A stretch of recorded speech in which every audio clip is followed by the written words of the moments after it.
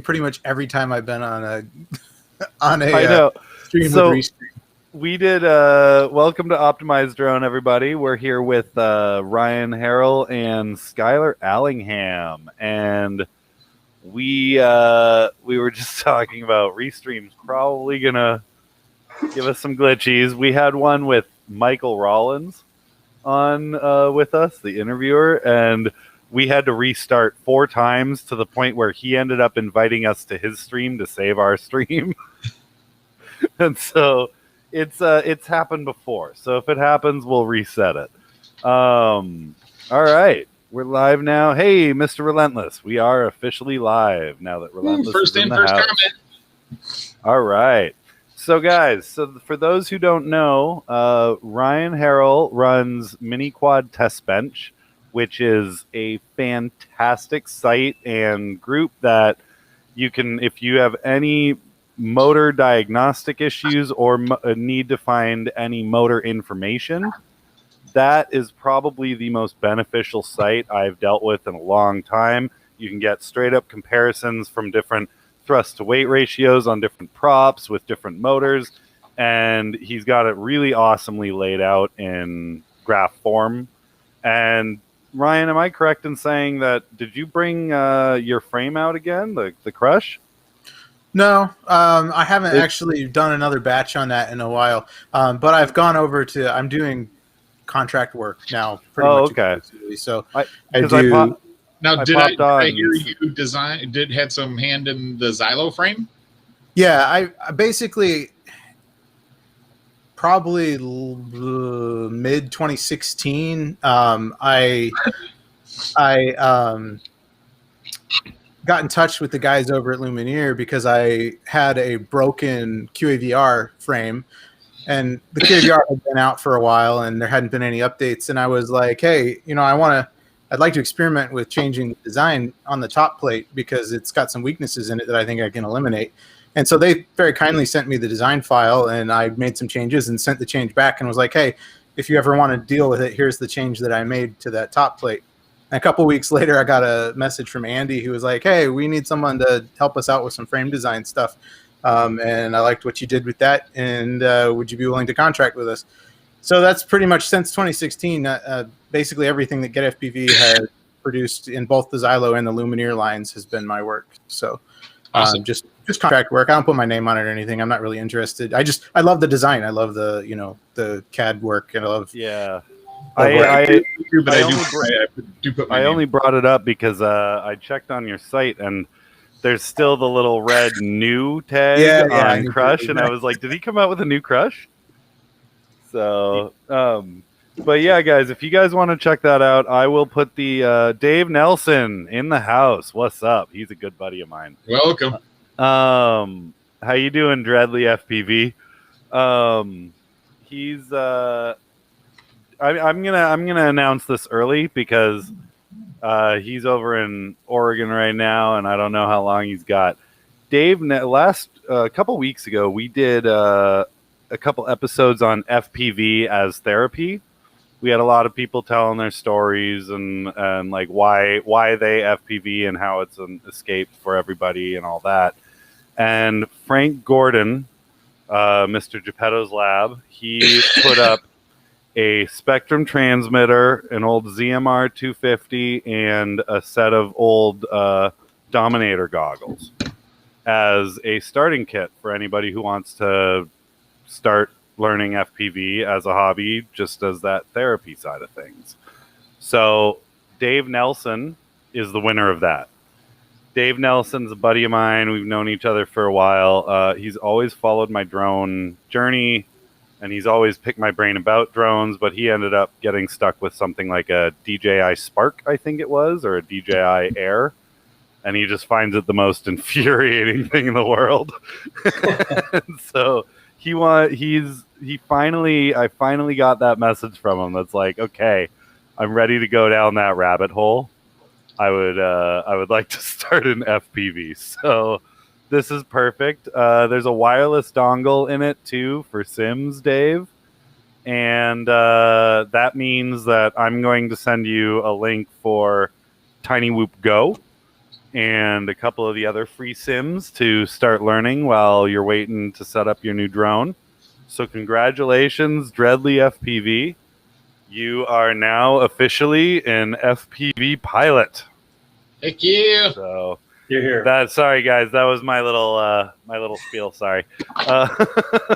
Well, we have a few more different giveaways coming up or announcements throughout, but I wanted to continue with this. Now, Skyler, you run 360 Hobbies, and Right.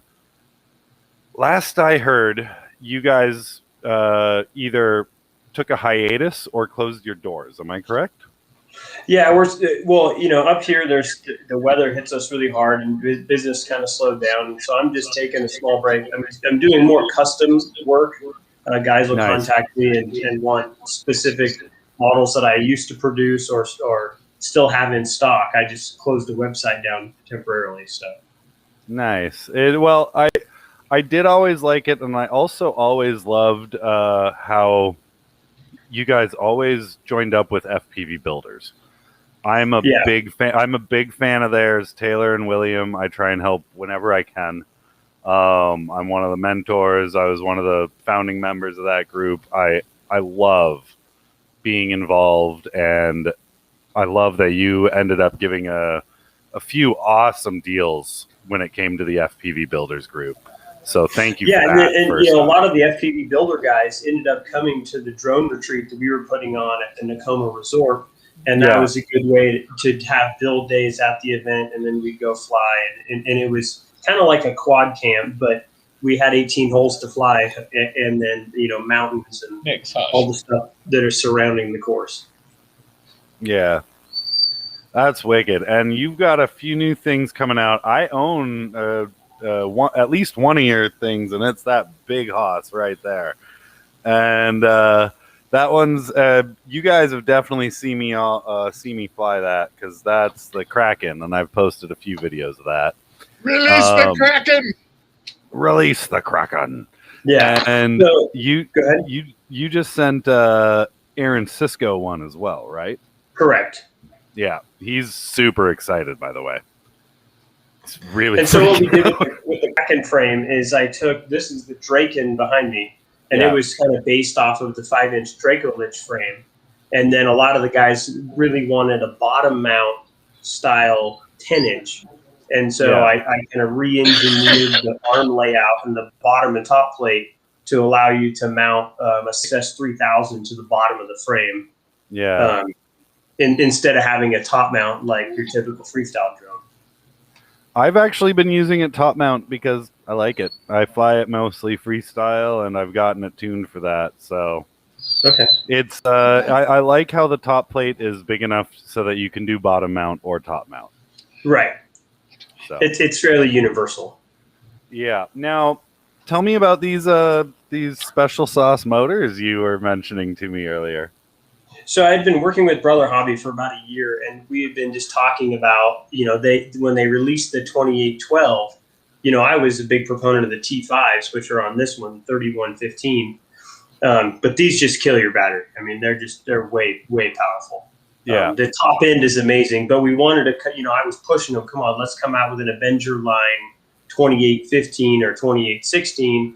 And, it was kind of hiatus. The macro quad stuff hadn't taken off yet. And big drones was my passion. And so kind of mine too, to be honest. Right. And Jack contacted me and said, hey, let's do this. But I wanted the 1050 kV for 6S. And they were starting to manufacture a lower kV. And I thought for a 16-stater, man, it's got to be high kV, 1050 or 1200 really would just push, and I like running 9-inch props over 10-inch props because your top end, it just takes off. Now, I will say the Kraken will fit 11-inch props pretty comfortably, and I did test it with 11-inch, and it flies great, but I much prefer the 10-inch on there. And as I told you, I've got the old school Efficiency Master style motors, the 5010 750 kV, They were super hard to tune, but once I got them all tuned up and flying well, that thing's a monster, and it's so agile, so smooth. It feels like I'm just flying a 5-inch. And super quiet. You know, in your videos, when you get it away from you line of sight, it is just dead silent. Oh yeah, did you see my video where I was cruising past the GoPro? And it like literally you can hear me and my 4-year-old daughter talking in the little gazebo that I'm flying from while this thing's cruising past the GoPro, and you can hear us talking over it. And I'm like, I can't even do that with a whoop, let alone let alone a 10-inch that it would go 50 feet away from me in my yard and I couldn't hear it anymore at all.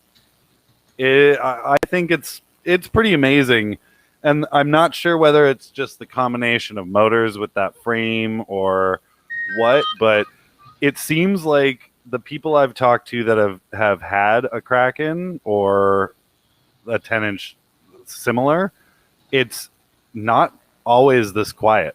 I've got the master air screws, so it might just be that I'm bi-blades and have a really super short motor, but the master air screws are a fairly light pitched prop, and then if you're already having a low kV wide torquey motor, I mean, it's just whisper quiet. It's the RPMs. You're producing so much thrust at such low RPMs. I actually had a little 7-inch that I was playing with doing super light, super light 7-inch. I think the whole flying weight was like 450, 500 grams or something like that. Crazy light. And it had the same thing where it was just silent because it's hovering at such low RPMs that it takes such little movement to move the air necessary to keep it moving forward that there's no noise at all. Right. And then when you cross over into that with the new motors we're going to come out with, they're going to be all top end motors, like the guys like the 2207, 2208. You hit the power and the prop, especially if you're running bi-blades and you're not loading the motor down, it's going to peak in its RPM really quickly. Yep. And you're just going to get that 2-stroke instant power to the machine. Yeah. And like here, I'm going to pull up that little GoPro video because honestly, like I have everything from little nano whoops all the way up to I have a giant octocopter in my trailer that swings 17-inch carbon fiber props.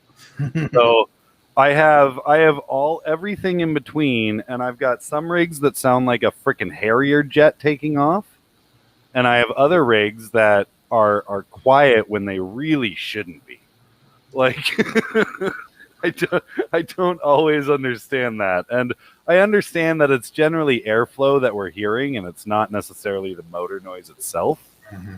But it's still sometimes baffling to me because there's so many different variables that come into play with that. The slightest switch in props and you can have the noisiest thing in the world. Right. So hold on, let me just share this here. So I did this video, and if the volume works on it, then you'll see how quiet this thing was. So I'm going to crank it. You can hear me and my daughter playing in the background for sure.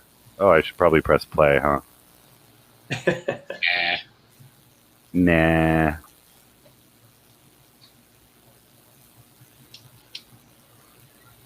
All right. See, you can hear her in the background. No problem.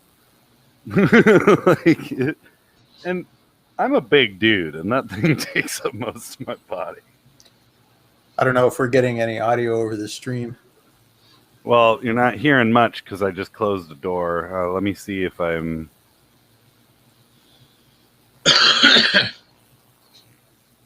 We're not getting any of the audio over the stream. No, no audio.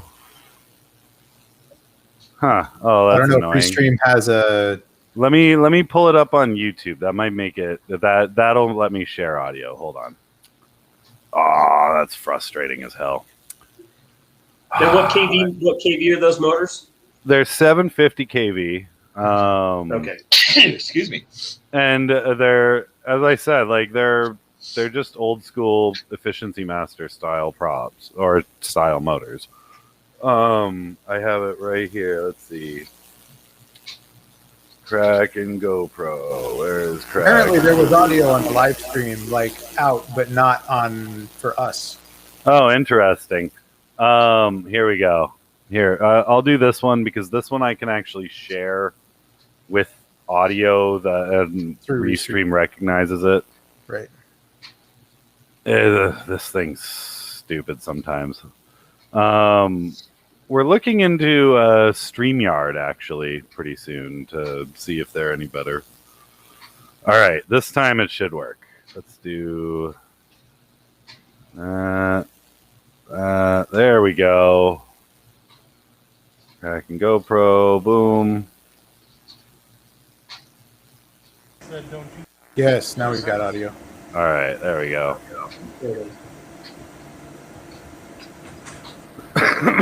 So, this is a 10-inch in my very tiny backyard.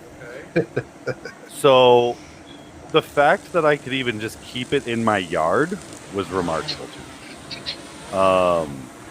And that was it taking off. Like, I've got the volume jacked all the way up. You can hear me fiddling around. Just flew right over the damn GoPro. Here we go.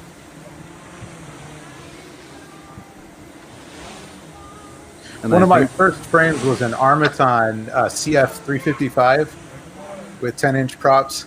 Yeah. That was a fun one. Similar thing.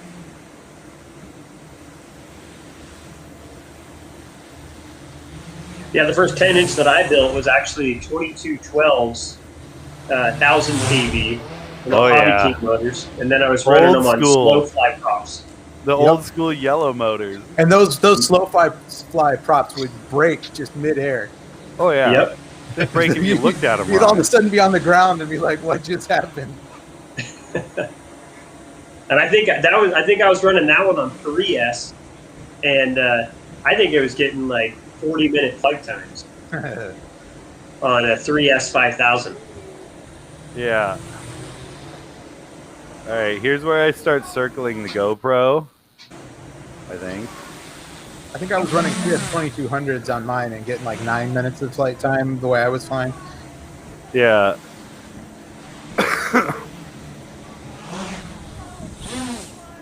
That's as loud as that thing gets. Like those are master air screw props, right? Yeah. The dual blade. Yeah. This is that's literally the loudest that thing gets. It sounds like a little hummingbird buzzing by your head. When in reality, the prop is bigger than your head. I imagine if you were to open it up and fly by the camera, like if you had some space, it might get a little You'd be surprised, dude. When I took it out with Jeff Hardy and VSFPV, and I took off from the parking lot, and by the time I was like 20 feet away, he was like, dude, that's silent. Like I just cruise right back. Dude, I'm telling you. The only time you hear it is when you do like flips or rolls. Because that's when the props slow down enough and cause the turbulence. And yeah, this thing's just ridiculous. Have you tried 10.7 biblades? No, I have not, but I'm gonna look into them because I'm getting fed up with changing the master air screw props all the time because every time I land wrong, those props snap or bend or chip or whatever. So they're smooth as silk and they're flexible in midair. I love it, but it's just getting to that point where why won't they come out with like a poly one? Yeah, I don't know why none of the prop companies are doing 9 and 10-inch in polycarbonate. Well, I think that the material is not well suited for that size of a prop. Yeah, you get a lot of resonance. You get a lot of resonance and like weirdness with the polycarbonate when you start getting above a certain prop size. I think 7-inch is really about the maximum you can reliably get with with the polycarbonate. Like you might be able to get 8-inch, but even at that point, you're starting to run into resonance issues, I think. Yeah, like don't get me wrong, they're silent. Like they have no issue. I don't have any issue with the motor oscillations or anything with them. They're perfectly balanced, but they just break so quick. It's so easy. But I do have. Let me pull this up here. So yeah, I've pretty much exclusively gone to back to APC from the old airplane days, and now that they're making some multi-rotor line stuff, they're very rigid, stiff props. But again, they're glass injected nylon, so if you really hit them, they just pop. Yep. Yeah, and that's the same. Like the other option would be carbon fiber, and that's the same with that. Like, yeah, they would probably fly well, but the second you do a flip or a roll, they're gonna snap. And so you're like, okay, well, that's kind of pointless. So I do have this one here that I wanted to show Ryan at least because I got the tuning all done. So this is the good tuning. I'm going to turn down the volume on this one. But yeah, so this is the 10-inch Kraken with my shorty motors and my giant props. But as you can see, there's a little tiny bit of bounce back, but it snaps right into place when I do a roll or when I yaw or turn at all. Right here, like look at that, snaps right back to where I want it to be.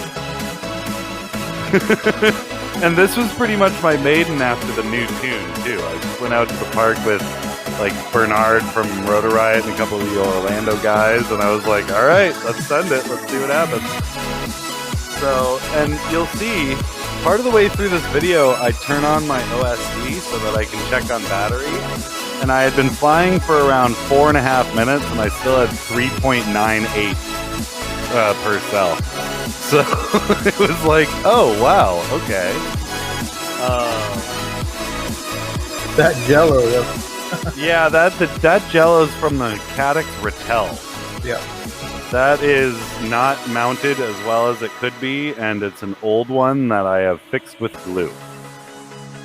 So yes, but I do have the new AKK 1000 milliwatt VTX DVR combo board thing in there, and I freaking love it. This is definitely a review for that because the image quality coming out of that DVR is crystal clear for what the camera was giving it. Yeah, and those 50 can motors don't look really too big on those arms. No, and they're not at all, and they had more than enough power, and as I said, they were just efficient as hell. When I brought it down after, I'd say 2 or 3 packs, I think I did 3 full packs just cruising in this park for a bit, and I didn't post all the video, but I brought it down after a succession of 3 packs, and the motors were still cold to the touch. Like, they weren't taxed at all. So I'm wondering if I should just jump it up to 8S one day and see what happens. Yeah, if you go to 8S, you're definitely going to want to lose those props because they'll 8S. Oh yeah, they'll shred midair. they'll just tear apart at the hub. All I'll see is spinning hub.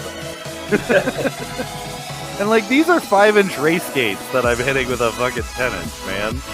It's handled enough. I wouldn't say you're gingerly flying through them. Most of them I'm gingerly flying through. I do hit that middle one pretty rapidly coming around a corner though at one point because I kind of was like, whoop, I've turned too much. Whoop, there's a gate. All right, let's do it. What's up, Brock? What's up, Flip? Yo, what's up, Flip? What's up, Broccoli? Broccoli, I did something awesome to you right there. Yeah, I did something awesome to George, and I think I sent you the video. So I did crash. And that was replacing 4 props. Yeah, that was one full set of props right there. Yeah, because they come in packs of 2. But I did have another crash that Bernard laughed at a whole lot because I literally I went right into a race gate that like I over adjusted. So I went right into the top mesh part of the race gate, and I hit it so directly and clean that all it did was stop the drone in midair, hold it there, and then just gingerly place it down on the ground. Didn't break a prop, didn't break, like nothing happened. It was flying straight and then just stopped dead and was like, all right, and thump. It was like, cool, all right. So I'm going to pull up a picture of those motors that Skyler said. Because, yeah, these I want to talk about. They look super fun, and I am very excited. I am going to swap out these Efficiency Masters for a set of these when I get them, and I am going to rip the hell. There we go. Yeah, 2816 1050. Totally different experience. I've sent, Yeah, for sure. as I told you I would, Skyler, I've sent this to a few of the big boys that like the big quads, and one of them responded to me with, "Oh yeah, Skyler and I were talking about those yesterday." I think it was Travis Brand. Yeah. Yeah. And I was just like, "Oh, all right, cool. What do you think?" Like, Travis is a great guy. I love picking his brain about stuff. He's definitely a macro boy. Yeah. Oh yeah. As far as quads are concerned. Oh yeah. He does it every time I send him a video of one of my micros. He's like, "Oh, that's adorable." So it's really interesting looking at the difference between this 2816 and the motors you have currently on there, because you've got 5110s that are super wide, and really short for their width. I mean, not short compared to what we run in our mini quads, right? But the ratio between width and height is really short. And it's a really interesting discussion, and it plays into some of what we talk about even in the smaller motors. But I was talking with Kevin from Emu Flight the other day, and we were talking about myths, that seem to propagate in our hobby. And there's this one that keeps going around that, wider motors have more torque. Wider motors have more torque. It's like I've tried to quash that myth over and over and over again to stick around. But pretty much universally, you're going to get a motor that responds better, has more torque, and is just all around a more powerful motor when you go for height instead of width. Width gives you lower RPM and lower torque that can still spin a large prop. Now, I agree with that, and I've found, just because I started in my journey in the cinema world, so as I said, I've got a trailer full of giant cinema rigs in my driveway there, and I use 5010 seems to be a very, very common size for agricultural motors, for Cinelifter motors, because it's meant to swing that giant cumbersome prop. And at very low RPMs. Yeah, at very low RPM. And I know, I've got some of the, what are they? I think they're the GART 5010 that are 350 kV or something, or 300 kV, running my 17-inch Octo. Mm-hmm. And it's they're great, but the RPM is super low. And you're looking at the reason why they're going low like that is for efficiency, right? They want to keep the operating minimum. RPMs at a particular PWM duty cycle when it comes to the relationship between the motors and the speed controllers, and all of that, the specific mechanics of the wider motor, the lower torque motor, is going to give you a more efficient kind of middle range for that operating range. So, those types of drones that's designed for are designed for hovering, right? They're not whipping around. They're not changing RPMs very fast. They don't want RPMs to change fast. They want it to sit at a very specific hover point and hover forever. Basically, they're looking for maximum efficiency and torque isn't part of that equation at all. In fact, it's the inverse of that equation, because torque and current are proportional when you're talking about an a motor that operates through induction. Obviously, it's not an induction motor. That's a different thing. But brushless DC motors are still operating on the principles of induction. And so in that environment, torque and current are proportional to each other. So you actually want, when you're dealing with efficiency, you want the lowest torque motor that can still spin the prop and make things happen at your minimum requirements.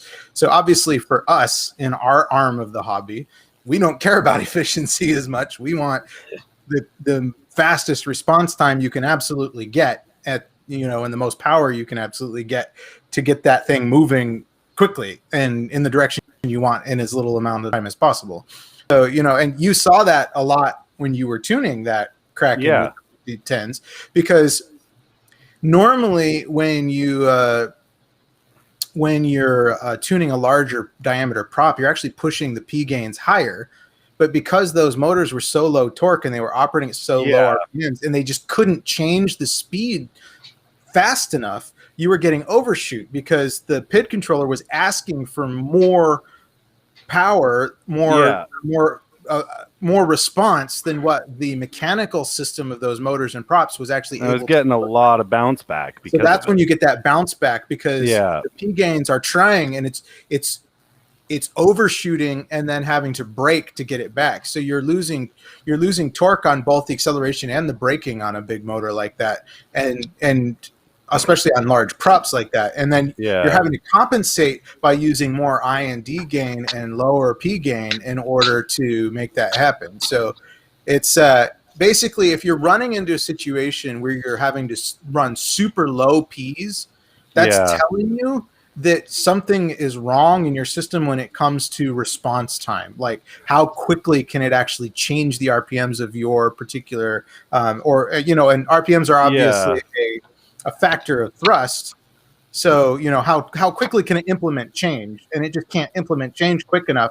If you're having to drop your P gains way down, it usually means you're running a super laggy system. Like, there's a lot of latency in the motor response. Yeah, and we were discussing this a little bit before we went live. I actually managed to, as you said, kind of isolate and rectify that situation with adjusting the I and the D gains as well. Mm-hmm. And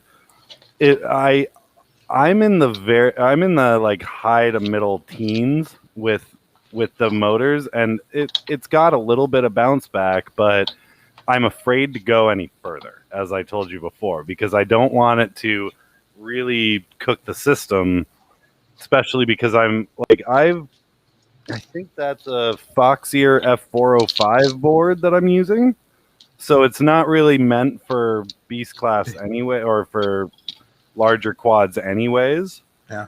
And I've with P gains, with P gains that low, you're going to run into a situation very quickly where you simply, like, P is proportional, right, in the PID controller. So it actually is related to the authority that the system has. So at some point, you're going to get your P gains low enough that you just it doesn't have control authority anymore. And so, like, it's always a balance between all of those factors when you're tuning something like that, as far as trying to strike that, equilibrium where you have enough response, but you're not getting, bounce back, or you're not getting overshoot.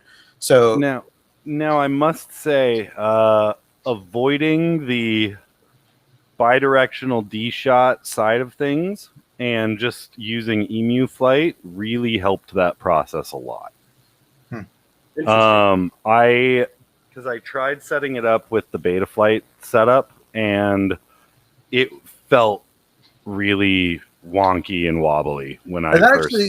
That actually makes a lot of sense, because your RPMs are actually changing so slowly on a prop that large that it's actually, the latency on the RPM change side on the motors is pushing that latency in through the RPM filter. So if your RPMs are changing so slow, the RPM filter is not going to be doing as good a job, because it's just, attached to those changes in RPMs from the motor. So I I agree and I appreciate that description of it because that's a lot easier to understand than me just being like, it ain't working. And I mean, there may be ways you could get it to work, but you would have to think in a different approach than what we normally would think of in terms of our smaller quads. And that was a big thing, especially with that one. And as you know, I've got the Flyno Chronos build coming up soon too. So but we're using Matt's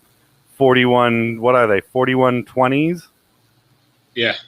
Yeah, 4120 650s for it. 650 kV. Here, I have it right here. I don't have the canopy on it right now, but we got it right here. Look at that. This is the Flynoceros Chronos. Monstrous. Yeah. AKA And then big MRFer. here's the motor. If I can get it in front of the camera. There we go. Now, Flynoceros went out of business, right? Yes. Josh Ingram sent this to me after they went out of business, and he wanted me and Matt to team up and build it up. Hold on. We got Dave Nelson. Would it be safe to say larger motors have to deal with the inertia more than the smaller ones? It's, again, it's about balance. It depends on a number of factors because obviously a larger motor is going to have more torque, so it has more capability to deal with inertia than a smaller motor, but the balance is definitely be harder to strike because there is more mass on a larger motor, so the inertia is greater. So it's the question of whether the torque gains from the larger stator size is going to be enough to offset the larger inertia of the motor itself. And then this goes back to what we were talking about earlier with taller versus wider, right? So obviously the wider the motor, the longer the lever in terms of the rotational inertia of the bell and everything, the mass of that. The one thing that I think a lot of people miss when they're talking about torque on a wider versus a taller motor has to do with the volume of the magnets. People forget that the magnets are actually a critical part of producing torque in a brushless motor, right? Yeah. So they get so focused on the armature, on the stator itself and the volume of that stator, which plays a role. But in the end, there's a balance between the amount of magnetic field strength that the magnets can produce and the volume of the stator. So like you have to have a certain magnetic volume in order to take advantage of a given stator volume. And vice versa. You have to have a certain stator volume to take advantage of a given magnet volume. So if you go too tall and too narrow, you're going to end up with all the magnetic field strength in the magnets and nothing in the stators to make use of it. And it'll be as useful as a brushed motor. Right. So if you go too short and too wide, then you have all the torque, all the magnetic field strength in the stators and not enough field strength in the magnets to make use of it. So you can see that very clearly when you're balancing out. And that's why in the end, for most of our applications, we're closer to the limits of that ratio in narrow, short, wide motors than we are in height. So we have a lot more room to produce torque in height than we do in width in most of the ratios of the multi-rotor drone motors that we're working with. Yeah. So like a 2816 is going to produce a lot more torque than a motor that has the equivalent stator volume, but is really short and wide. Just because the magnetic volume of the magnets themselves isn't enough to actually produce the field strength needed to make use of the stator volume at that width. So there's some interesting stuff when it comes to all of that in terms of measuring that out and figuring out what those ratios look like. Obviously you also are dealing with the depth of the magnet, as far as how thick the magnets are. As well as what type of magnet it is. I've noticed a lot. The rating too, but obviously, the rating is obviously the manufacturers are going to claim they're a certain rating, right? But we don't really have a way of testing that without some very expensive equipment to make sure that it actually is that rating. Yeah. I would say 90% of the motors on the market are not the rating that they're listed as. They're probably a weaker magnet. In the last episode that you were on, we talked about those which ones were they? The newbie drone flow motors or something that you were like, that type of magnet doesn't even exist. I don't think. Like, no, it doesn't. Yeah, it's like, I mean, they exist, but they don't exist at the temperature rating that would be useful to us, right? So like, yeah.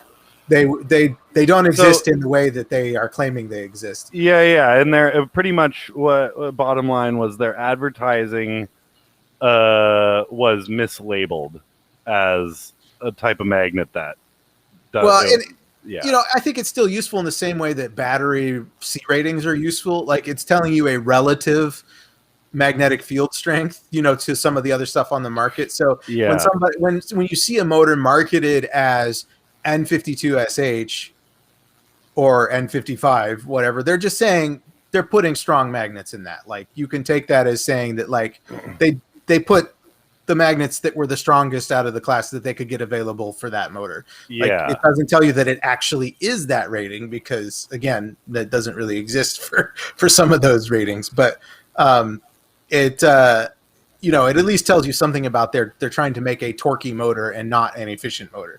Yeah, and I'm not gonna lie, those motors are pretty torquey and clickety, but when you get them going, they're super smooth. And like, granted, I have them built on a 3-inch X8, so it's kind of, you don't really notice it as much because there's 8 of them going. But now I do want to talk about some of the new protocol stuff with Ryan, but I think while we've got Skyler, Ryan, and Matt here, I think we should start talking about some frame design stuff first. I just want to interject one thing. Going back to what Ryan was saying about the magnet and stator oversaturation, we really saw that early in the 3-inch market where guys were running the 1306s, and that really was, you know, to me, the magnets were oversaturating the stator size. And then when everybody switched to 1407, the stator had so much more authority over the magnets now. And the 1407 still is just a killer motor for, you know, really heavy 3-inch. I mean, now we call them heavy 3-inch, but 2 years ago it was like the motor to have. Now, the motor that was actually one of my favorites in that class was the Emax Red Bottom 1306, the 3300 kV. Yeah. Like, dude, I don't know what it was about that motor, but not only were they incredibly smooth and would hold up to anything, but they were durable as hell. Like, I crashed those motors into concrete so many times and barely even got a dent. Like, and I think what made those motors so popular is Jim Fan, if I recall, I don't think they had released the 31 or the 3051 flash at that time. We were still running the Jim Fan 3-inch. So they were still a very thin, you know, not as bitey of a prop. And so as soon as Azure and Jim Fan released those more aggressive pitch props, we needed the 1407s to really drive the props. Mm-hmm. And one thing to mention on that particular stator size, when you're dealing with those super small motors, people often forget how much a percentage of the stator volume the bearing race and the shaft are taking up in that out of that total stator size.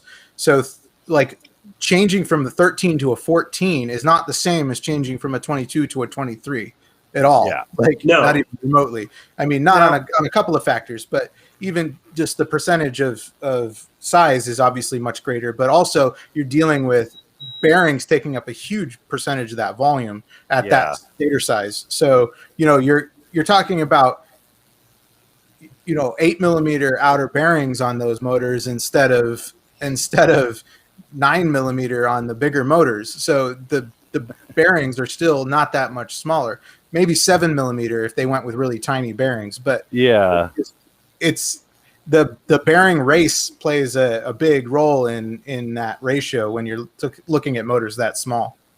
And when it comes to now we're seeing some of the companies pushing to 2004 for a lightweight 7-inch, and it's like, what are you thinking? Like it I mean, sure, if you want to fly something that has no power and lasts forever, I mean, we can go back to the garbage days of drones. Now, I think what that motor particularly is designed for is the long range ultralights, right? Yeah, so I think for that application, it's actually not a bad motor. I've been seeing a lot of people use them on Cinewhoops too, which I've kind of had mixed views on, because in my mind, like I've built a lot of different Cinewhoops so far, and I've found a lot of success with the more torque and the more props, like the 5-blade props or the 4-blade props, as opposed to just bi-blades or tri-blades.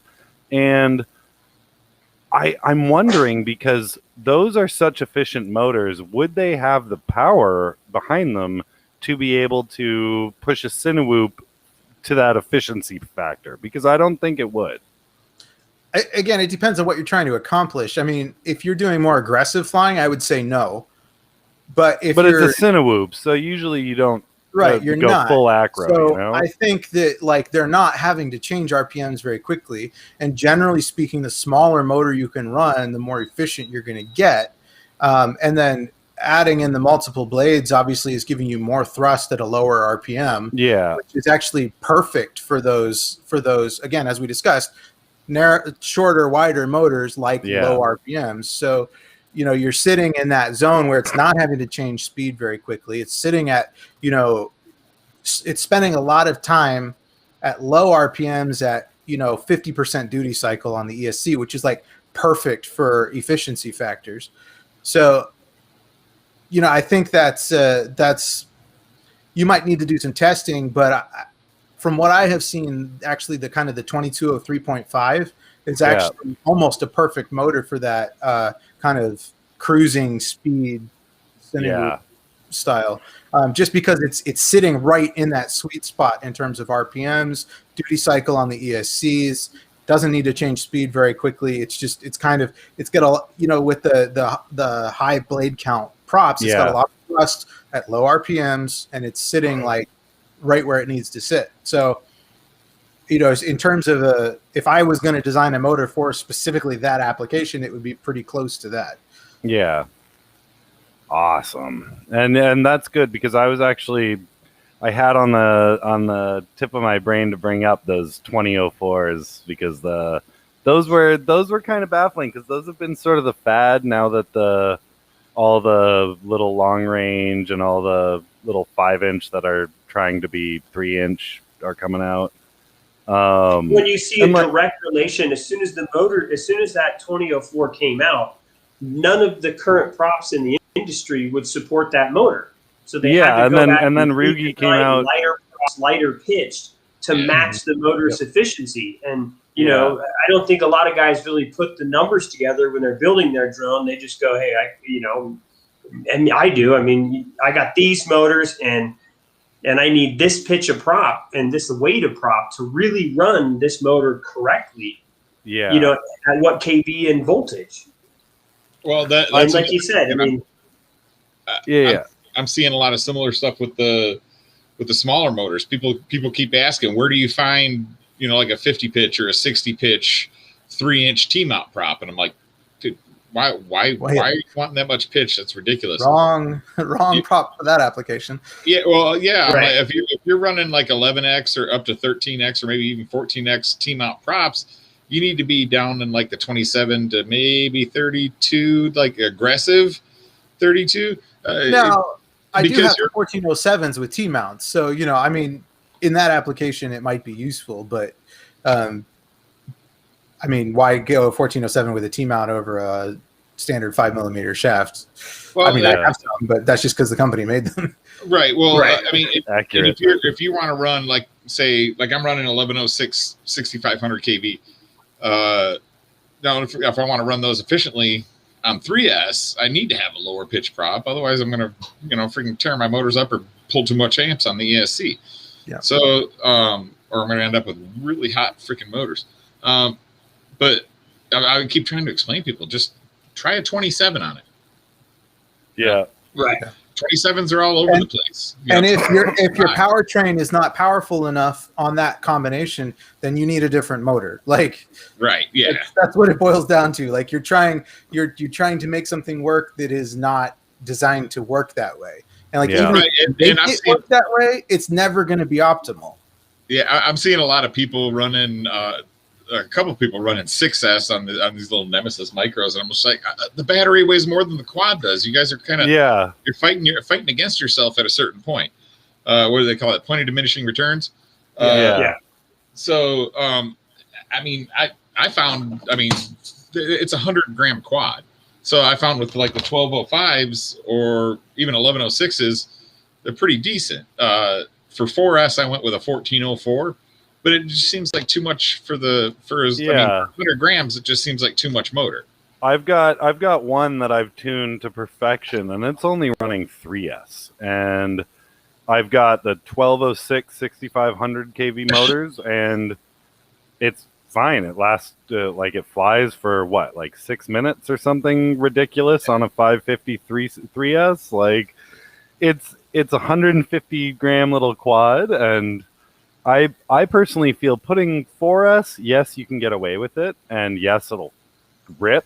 Like, don't get me wrong, but you really don't need much more than 3S on that little thing, because it's so powerful and so light as it is. If you make it an ultralight, it's just ridiculous. Well, right, and you're not only adding weight with the motor, but you're adding weight with the battery as well. Exactly. Well, you could get lower weight batteries if you could find them, but I mean, yeah, there's 4S 450 milliamps out there, but it's like, and I've used them, but the first off, to find a low milliamp 6S, really hard to do. Like, I've seen a bunch that are like 650 milliamp, but that's about as low as it'll go. Yeah, like you're not going to find a beta FPV 200 milliamp 6S. Like, Right. the other piece to that is that as you go down in cell size, in milliamp hours, it's harder and harder to make higher quality cells. So you're already your internal resistance is getting lower as a factor of milliamp hours, proportionally, right? But the problem is that even to achieve the same quality of cell in the smaller cells is harder and harder the smaller you go. So you're getting proportionally less performance out of the smaller cells than you are out of the bigger cells. So there's an argument to be made when you get to the really small drones to go down in voltage and go up in milliamp hours, and you'll actually might get better SAG performance than you would if you went up in voltage and down in milliamp hours, just because those ultra small cells are super hard to manufacture. Yeah. So like there's a break point kind of where you get below about 400 ish milliamp hours on a single cell, and it just can't deliver the same C rating that the high max can. You can't make 100 C pack at 200 milliamp hours. You can't do it. So that's actually a problem that I ran into with that 3-inch X8 that I built, the Nemesis X8. It's got the power. It flies like a dream. I was using a 450 or a 4S 850 milliamp, but it was only 75 C.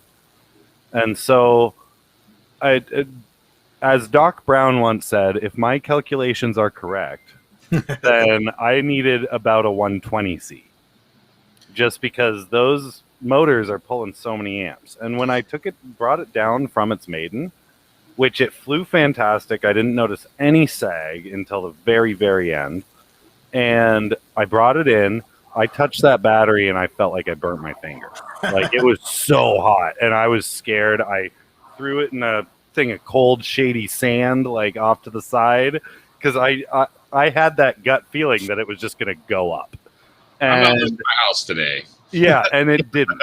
I was super lucky that it didn't, but I was like, I need to find a better battery situation. And then I literally messaged Ryan and was like, do you think 5S might be the better bet on this? Like, and it's a 100C battery at that point. So it's a better option, and it'll have, if I throttle cap it at a certain amount, then it'll have the same power with around the same weight, but it'll have that extra amp burst and won't strain the battery as much. Right. You'll have the extra. Yeah, that's an interesting point. How many of you guys actively throttle cap any of your drones? I do on a couple, and one of which is the 29 gram 65 millimeter fucking rocket whoop that I built with Jesse's new 27,000 kV motors. Danger onesies. Yeah, the danger onesies, and like legit, it comes with a warning. Like it's like this will blow up your FC or your battery. Like these motors will pop everything. So I just preemptively in my tune for it, I put a 95. I put it at 95% for the throttle cap, just to give it that little 5% leeway so that it didn't ruin anything. I've only puffed one battery with it so far, but that thing is a freaking monster. For like, it flies better than most of my 3-inch, and it's a 65 millimeter whoop. Right. So yeah, in my instance, I do almost every single one of my drones. I put a throttle cap on, and here's how I go about doing the program. I'll take it out for its maiden, and I'll hammer the throttle to 100%, and I'll listen to the sound of the drone. And then I bring it back around, I land it, and I go down 1 or 2%, and I'll hammer the throttle again, and I take it right down to where when you hit the throttle, you hear, okay, that's now you've lost power, because especially with these big motors, what I've learned is when you start pouring electrons into the motor and the motor can't drive the prop, you're just making heat. You're burning electrons, and you're not going anywhere or doing anything with that energy. So you'll actually, and racers did this back in the multi-GP days. They pull it back right to where they knew that the drone would max itself out, but it's not going to pull from the battery what it doesn't need off the prop. Yeah. So I mean that's so I just work that in every single machine, and you can add an extra minute to your flight time if you really mitigate. How often do you go to 100% with your drone? Realistically, not very often. Here's the thing that I wish that they would implement where you could have multiple throttle caps, because right now you have to choose between cut and scale, right? Yeah. So what I would like to see is, and I've thought about going around and poking into the code and seeing if I can implement this, but where you can implement both. So for guys who are running the super high powered setups, they can still scale, they can cut the top, clip the top, but then scale part of it. So you're leaving a little bit of extra overhead for the PID controller for those instantaneous corrections to give yourself basically the equivalent of a mechanical feed forward, right? So you're letting the PID controller have a little bit more push to it, but those changes happen at such a small scale that it's actually not really impacting your battery that much, because it's just little tiny uses of that. And then you do a scale down to your actual throttle where you care about it. So you can kind of dial in then your spike current and your sustained current separately from each other. Yeah, and I do it all in the radio. I don't do any of it in beta flight, and I use because my main background in RC was in gliders, and so we're using aileron position, like three. You can use your 3-position switch and tell your transmitter, in this position you get 100% throttle, at this position 65, 85, and as soon as you move that switch to those levels, that throttle channel is limited, and your beta flight you run at 100%, and so that takes all the science out of getting in putting like what Ryan was saying. Yeah, there is a downside to that for like the hardcore freestyle guys who would have some drawbacks to that, because you're losing resolution on the radio side that you can't get back on the flight controller side. So your steps, your resolution on your throttle is going to suffer, because usually the analog to digital converter on your radio is the weakest link. So by doing it in the last step between the ESC and the flight controller and the ESC, you have pretty high resolution there, and it's a little deceptive. You end up having much higher resolution than what the pure D-Shot resolution is, because most of the ESC protocols are sending at least 8,000 times a second, right? 8 kilohertz.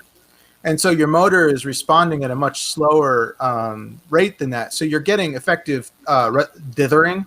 Basically, you're dithering the signal between the flight controller and the ESC, which, almost exponentially increases the effective throttle resolution between the flight controller and the ESC. So, and that's why a lot of the hardcore freestyle guys really like D-Shot 3200 or whatever the super fast D-Shot signals. Yeah. Because increasing the effective resolution, even though the motor can't respond any faster, what you're doing is you're increasing the effective throttle resolution, which if you're a really world-class level freestyle pilot, you can actually feel that. I would say probably 90% of us can't, but there are people who can, and that's where the benefit of the faster protocols come in. So by doing your throttle limiting between the flight controller and the ESC, you're taking advantage of that kind of maximum resolution, and you're not losing it at a point where it will make more of a difference in the stick feel. Yeah, and feel it, Dan. What? I bet you Gung Wu could feel it. Gung Wu could definitely feel it. Speaking of which, I got a response from him today. It's just insane. Dude, I got a response from him today, and then he sent me that video, so I shared it to you guys. Ryan and Skyler, have you guys ever heard of the kid out of Korea named Gunwoo Gong?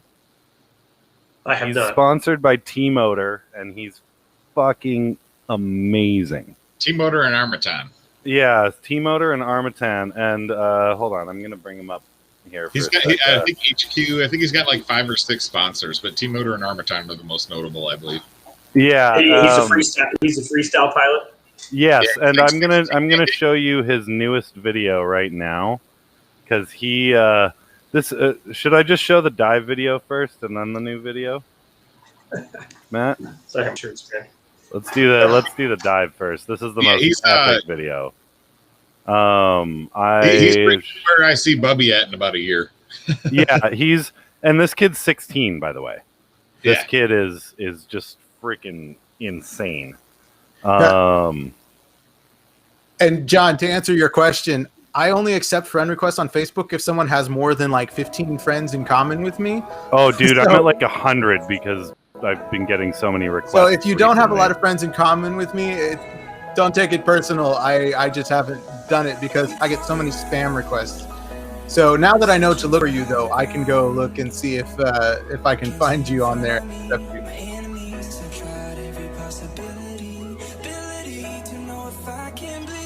This dude's ridiculous, by the way.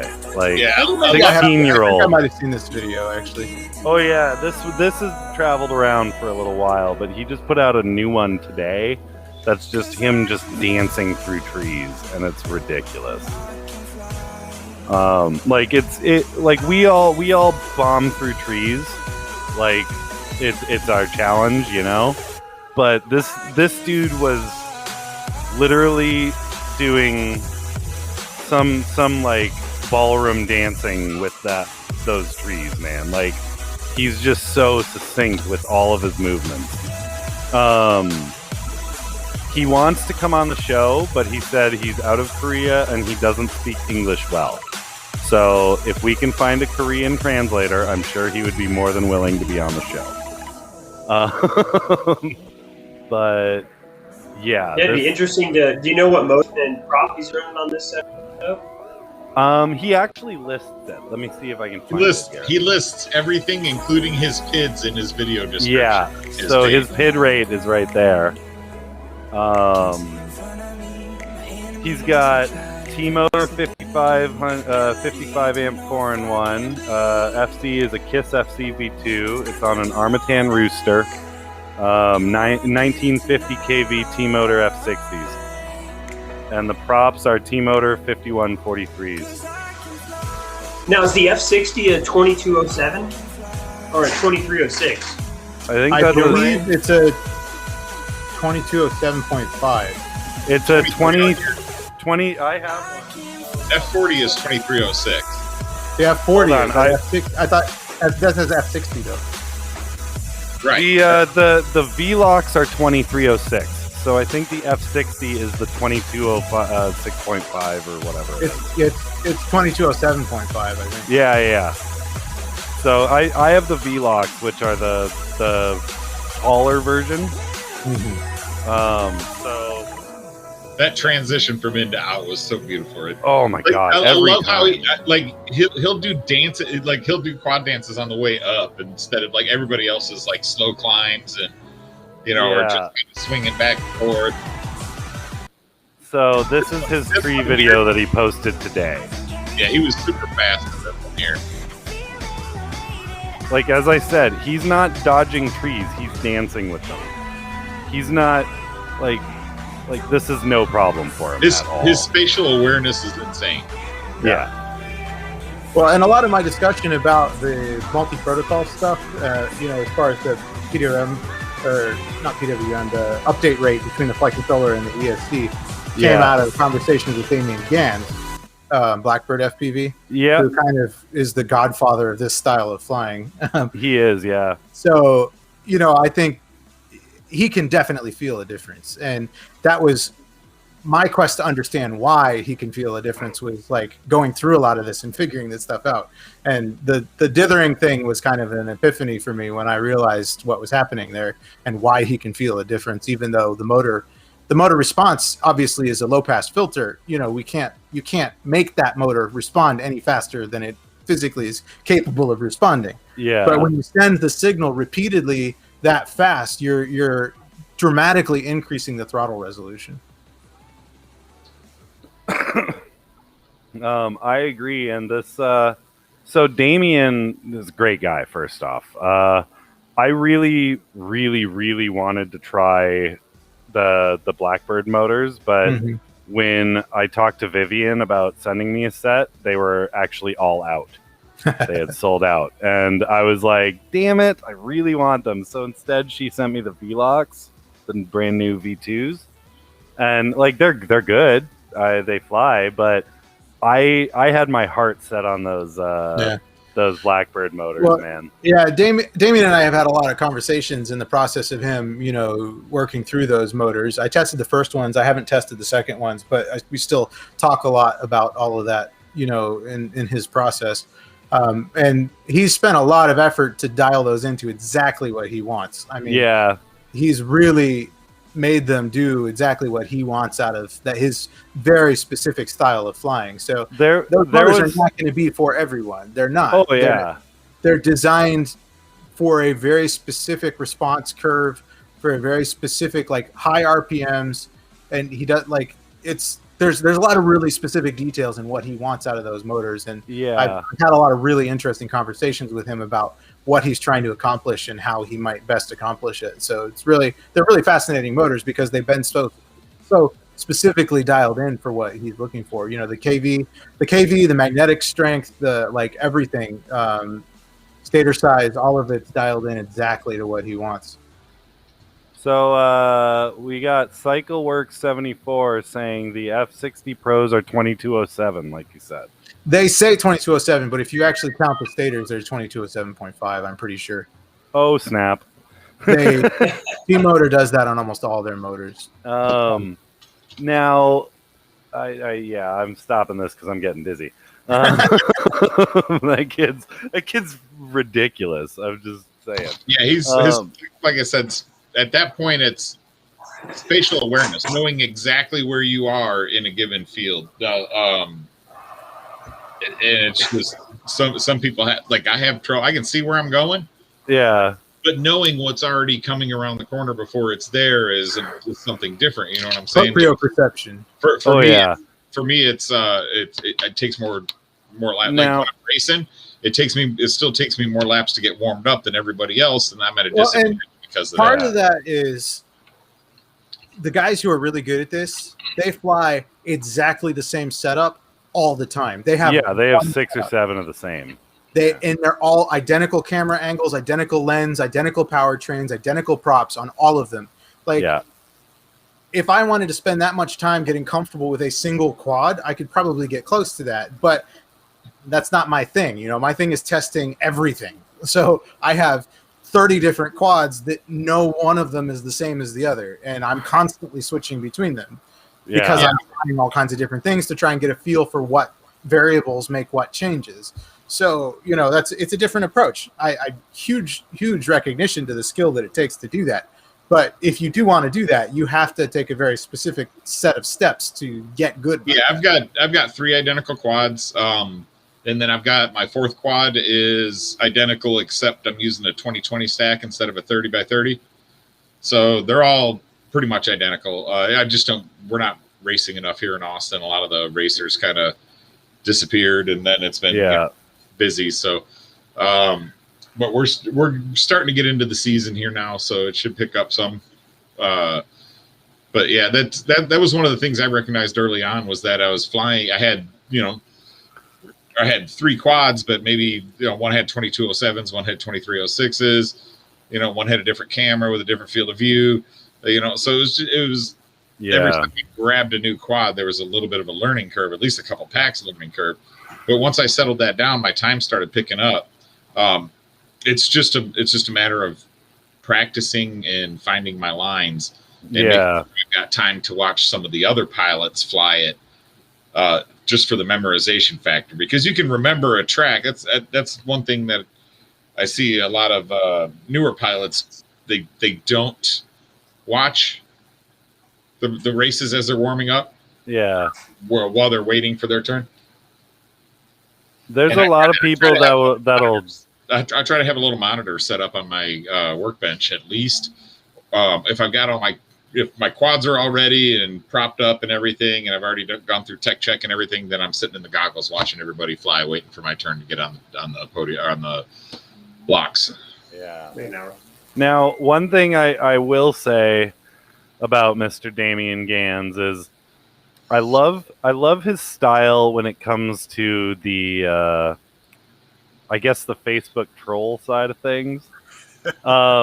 I remember somebody posted up something about his motor, and they were like, the shaft broke, and we're all like whiny about it. And Damien's response was one of the like highlighted one with like 50 likes or something, and it was like, maybe try not to crash. And like it's just so sarcastic and like, yeah, well, whatever. It's one broken shaft out of all of them. Like he's like, don't crash. He's a character for sure.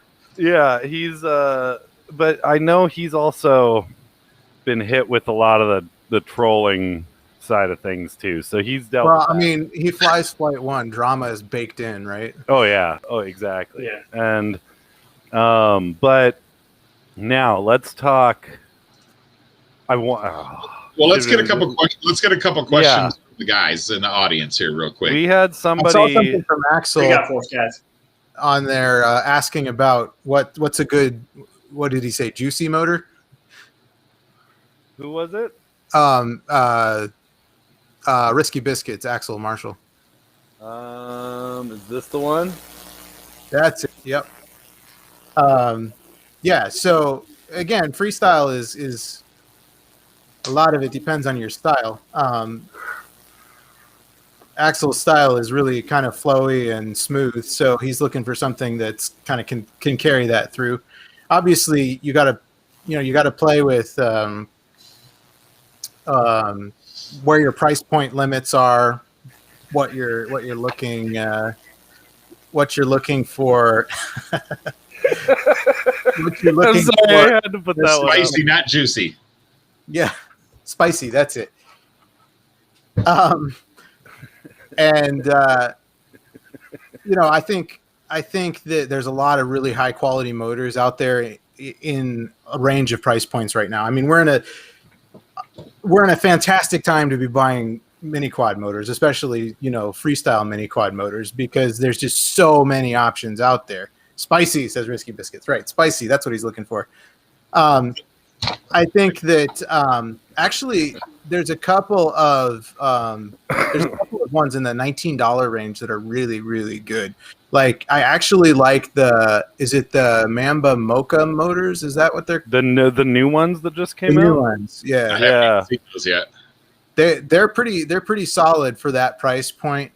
They have a 1408 that they just came out with for those, didn't they?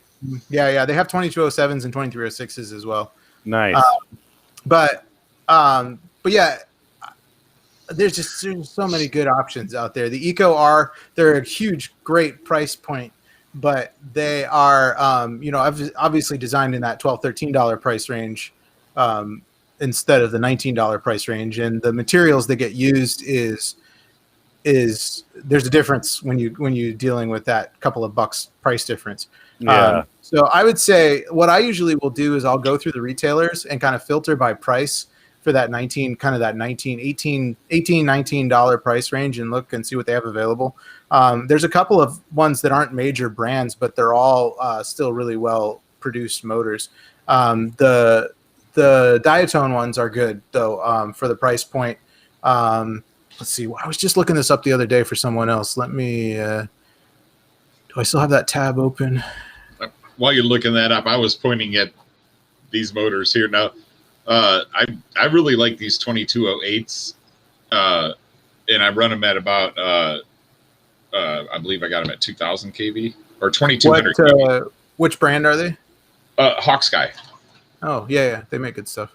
They're not around much anymore, though. They're harder to find. Yeah, so they just came back, though. I think I got a message from them. Yeah, I was going to say that I got a message from her, one of their salespeople here recently. Now, I kind of helped them out a lot, and I promoted a bunch of their motors and stuff, and I guess apparently I helped them make a whole boatload of sales. But yeah, they've got 2200 kV is a very smooth kV at that stator size. So I run it on 4S and 5S. So on 5S, it's just so 4S is nice and smooth. 5S is just freaking ridiculously powerful but still buttery. Yeah. So I'm a fan of those. These are the same motors that were the Kebab motors, except Kebab was running them at a 2,000 kV. Right. I thought it was a little bit low because I wasn't running anything. At 6S, I think they might have been okay, but I didn't have any 6S batteries. I just mainly 4S and a couple 5S. But I'll tell you what, those are probably my favorite freestyle motors right now, and I'm hoping to get some more here soon. Yeah, they do. Hawksky does really good OEM work. The thing about a motor manufacturer is they will put whatever you want into that motor. Yeah. However you spec it, they will put it in it. If you miss something that is a specific setting and they can save money by not changing it because you didn't specify, they will do that. Yeah. So you kind of, when you're requesting motors, you kind of need to know what the good stuff to ask for. I mean, you want a hollow titanium shaft, you want, the either NSK or Easel bearings. Yeah. You want the larger bearings, especially if you're going with a larger stator motor. So there's a lot of little things in there. You want the little plastic Teflon shield that costs like a tenth of a penny for every 10 motors or something like that. But you want that there, so if somebody does use too long of a screw, you've got that piece of Teflon protecting the freaking bottom of the motors so they don't go spark, spark, boom. There's little things now, and those make a difference. And then from there, you get, people run a business; they got to make a profit. So that's dependent on the business. I'm not, like I said, I'm not going to say what motors cost or anything like that because it varies from manufacturer to manufacturer. And like I said, every single one of these tiny little options that you have can increase it by pennies or dollars, right? So Unibel, non-Unibel, like there's so many different options with these motors, man. Yeah. The magnet seating, do you want a lip on the bottom so the magnets don't slide out? Ryan, a flashback. It takes a magnet mounting machine adjustment. Yeah, exactly. Right. So, anytime they make an adjustment from the norm, especially on a machining process, you're going to pay a little extra money. Here's a flashback to our last episode with Ryan, where I showed him those 1103s with only 6 magnets in them. Well, and even just like, back in the early days when I was running the tests on Mini Quad Test Bench, like I had magnets fall out during the tests.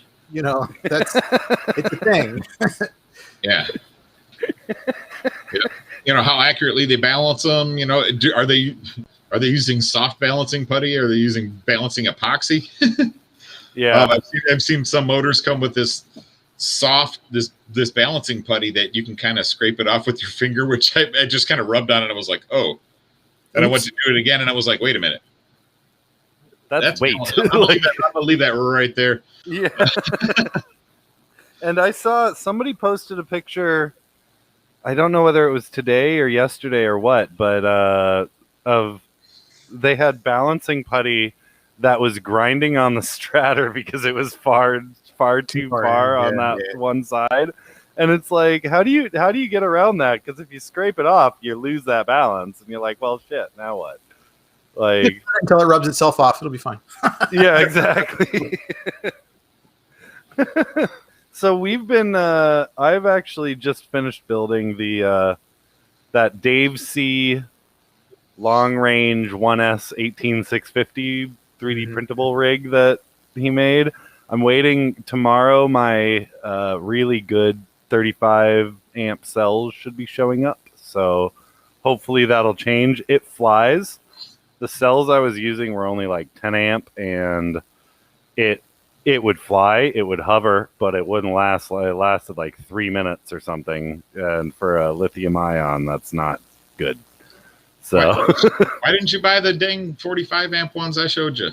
Well, I bought a couple because I don't need 45 amps for a 1S that's only pulling 20 amps.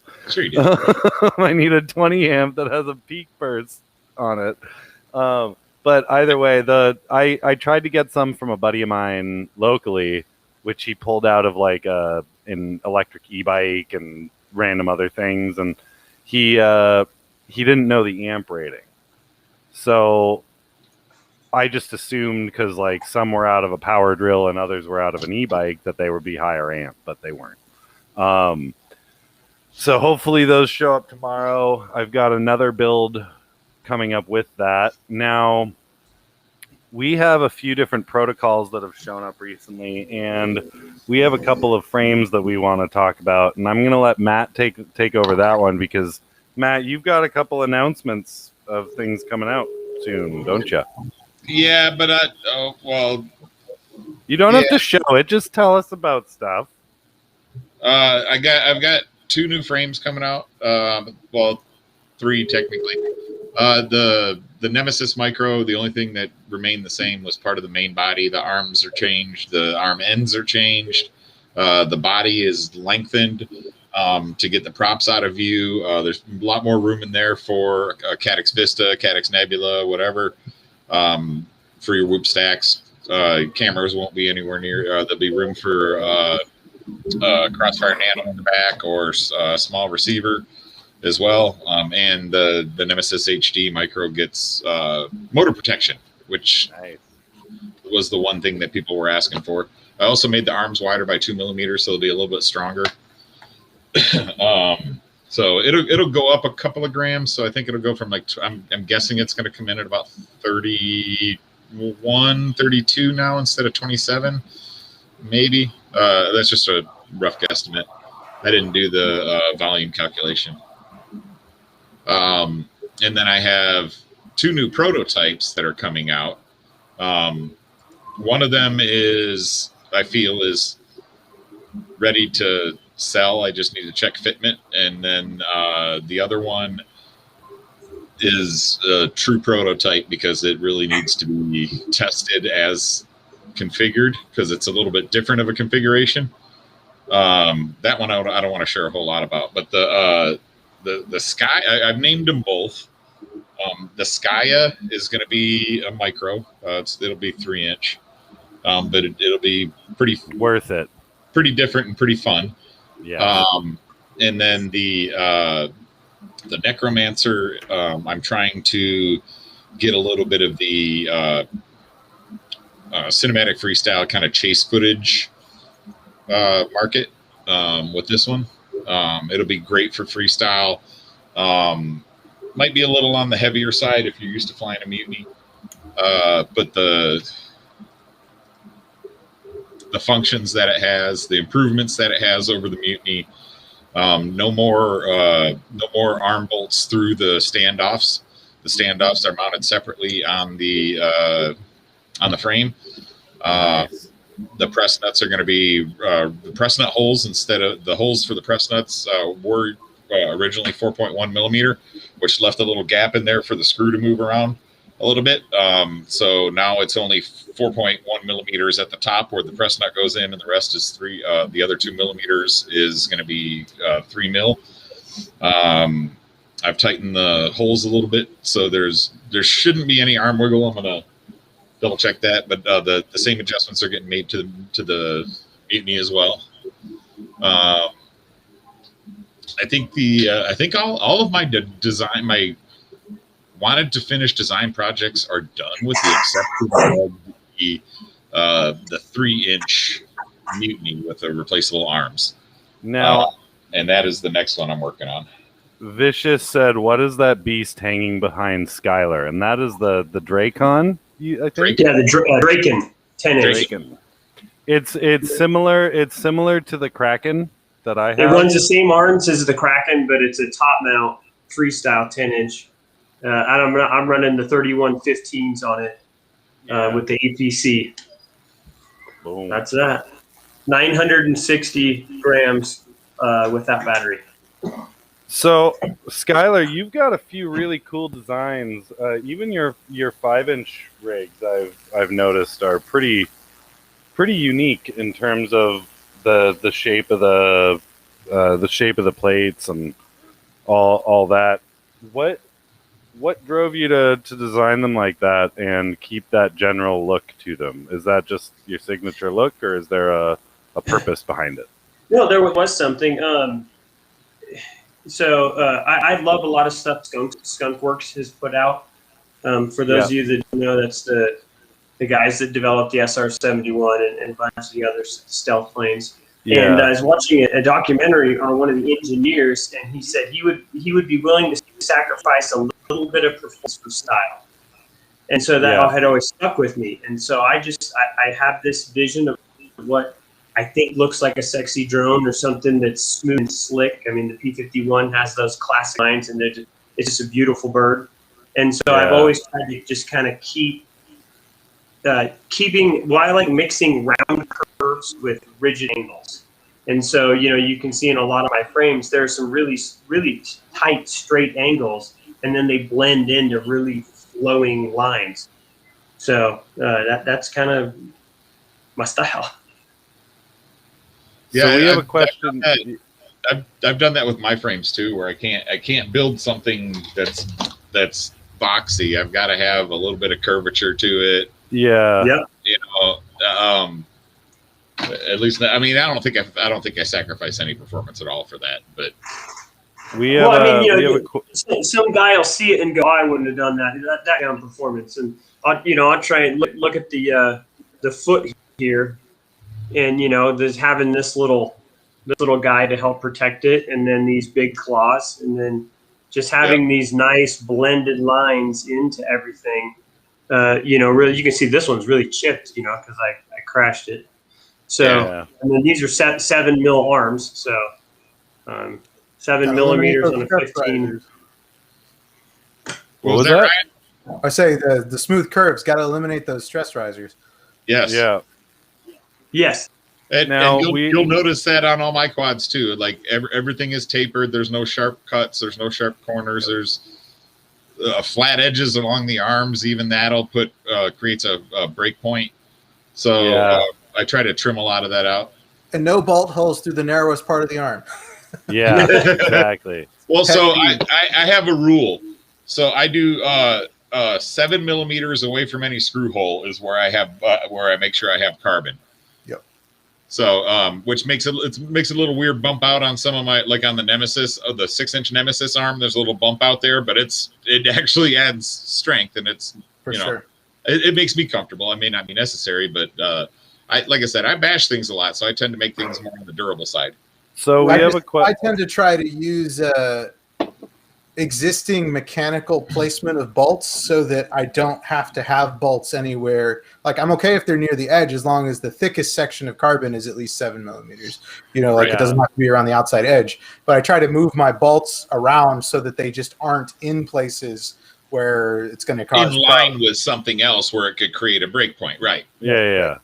Yeah. So we have a question for Ryan. It was from John, Private Island FPV. He said, I want a Bandolero 7-inch frame and still haven't decided on the drivetrain. It's a Bandolero, so I'm obviously not going for ultralight, but longer range would be nice. Everyone's saying 2806.5. Do you concur? I mean, it depends on what kind of style you're flying. If you're going to be cruising at, mid RPM range and aren't looking for maximum power but still want responsiveness, that 2806.5 isn't a bad size. If you're wanting to be super aggressive with it, though, again, I would fall back to a narrower, taller motor. It depends on what you're doing with it. I personally, on the heavier rigs, I prefer the taller, like a 2210 would be awesome on that. It would just totally rip on a 2210. I wish we saw more kind of experimentation in that space. Like for 5-inch, one of my favorite motor sizes is like 2010, but they only made like one motor that was that size. They weren't that well made, unfortunately. But the size is fantastic.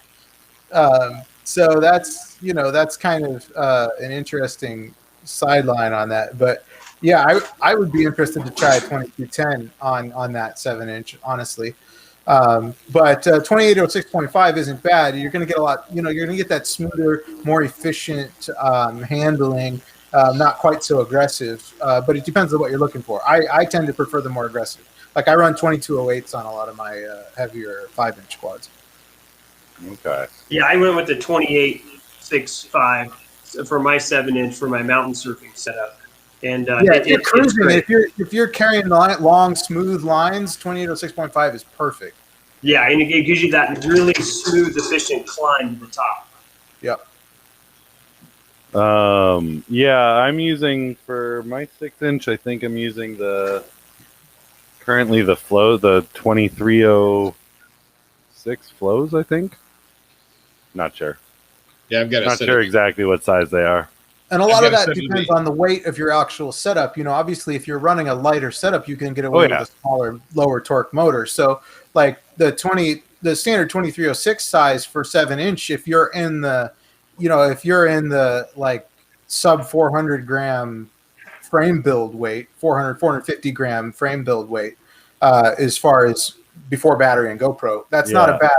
You could get away with that. Like you start getting up into the 500, 600 grams before the battery, and you're going to need something a little bit bigger to really handle that much. My chase rig is actually a Falcon Velocity, the Velocidrone drone, and I've got 6-inch the 6-inch arms on both the front and the back, which it usually does the 5-inch arms on the front and then the 6-inch on the back. Mm-hmm. But I'm running the 2306.5 flows on it, and since it's such a lightweight frame, like it handles so well. But I did try these motors on just a basic 5-inch frame, and they really didn't seem to have the power that I thought they would. And I think it's just because they were trying to hit an RPM for those props that it just wasn't happening with the big motor. I'm a little sad that Pyro's got rid of the 2405s.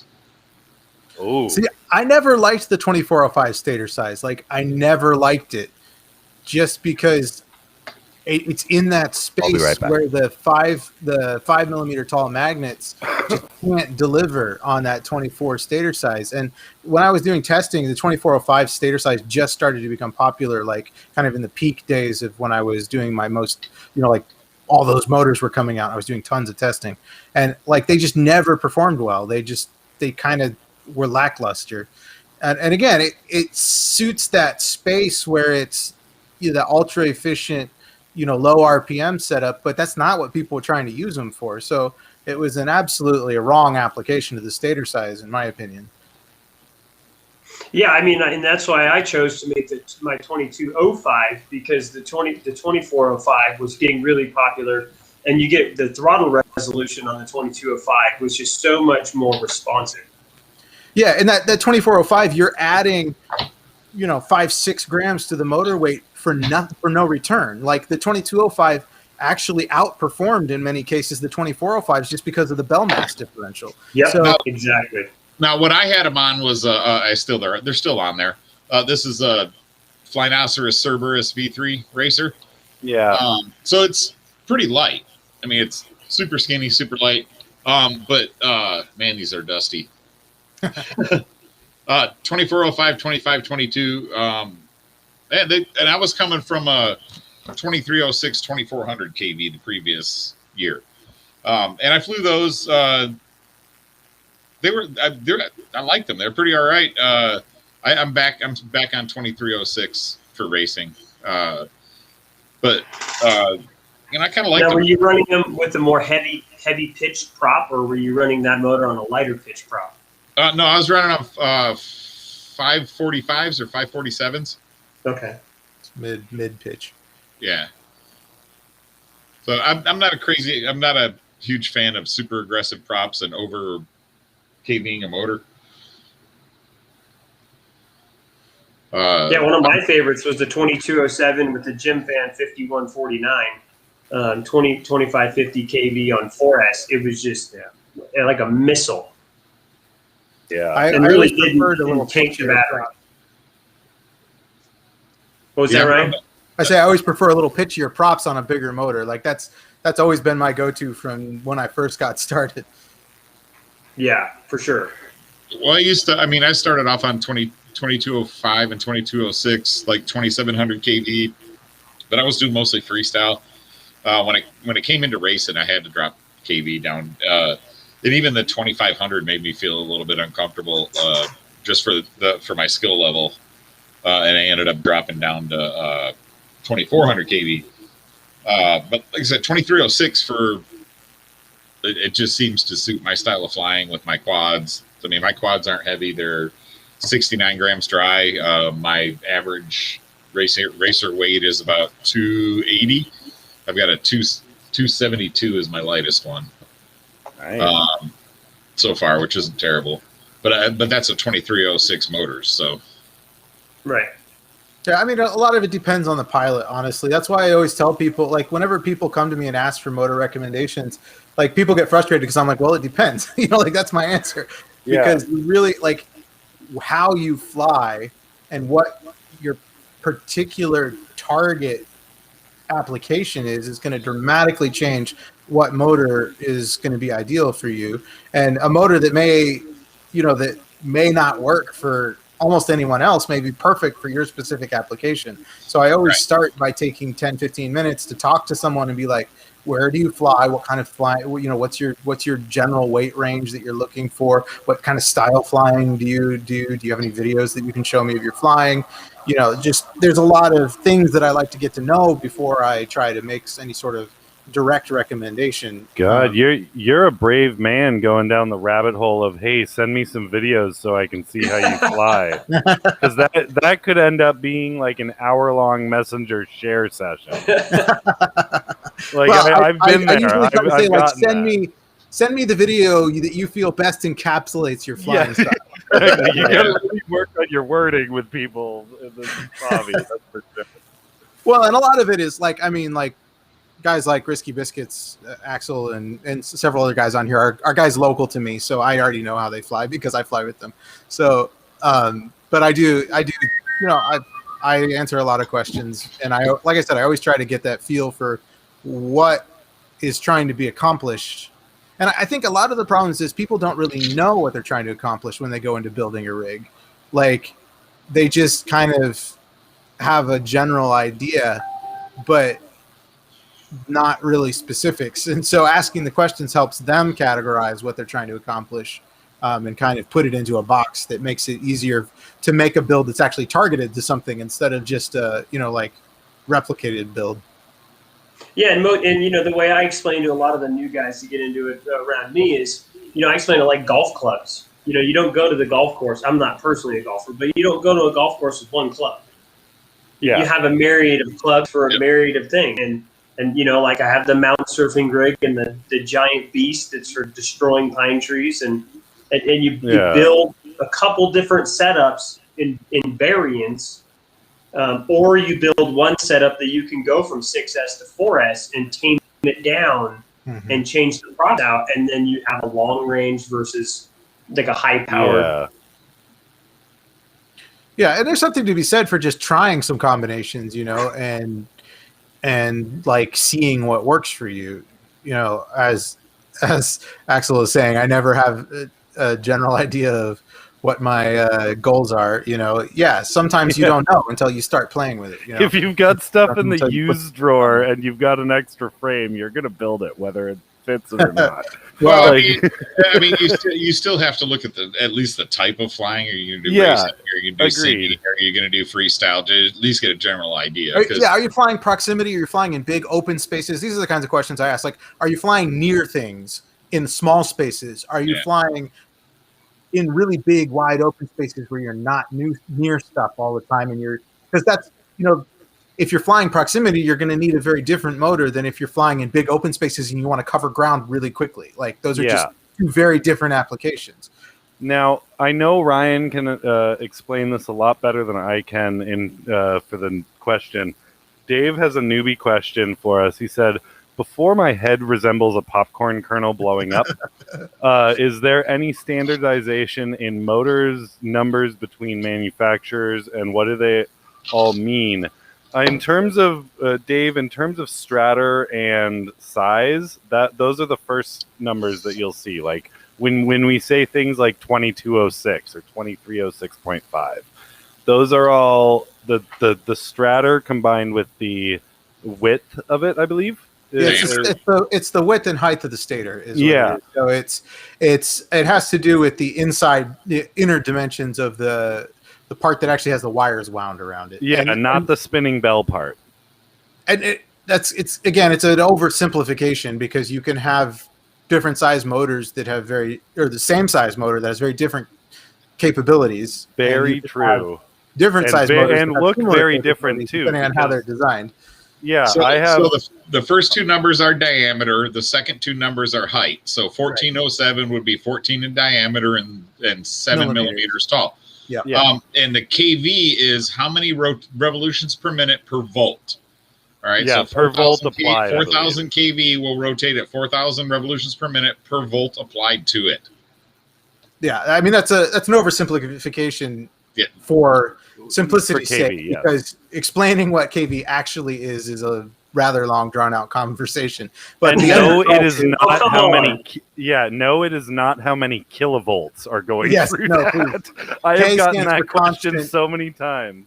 K stands for constant, V stands for velocity, so it's the velocity constant. Yeah, and it actually has to do with the back EMF, the back voltage that's being pushed back off the motor when it's being spun. Correct. But the end result of that is that when you apply a forward voltage, it results in a very close RPMs to what the back voltage would be. It's a little bit different because you have like bell masts and drive, the ESC drive, the way it commutates when it switches phases and everything has an impact on all of those RPMs. So it's not a purely exact science in terms of the forward RPMs, but it's ballparkish close enough for 90% of what we're needing it for. Yeah, and so to calculate the full RPM of what you're going to get on a motor, you got to take into effect the cells, how many cells,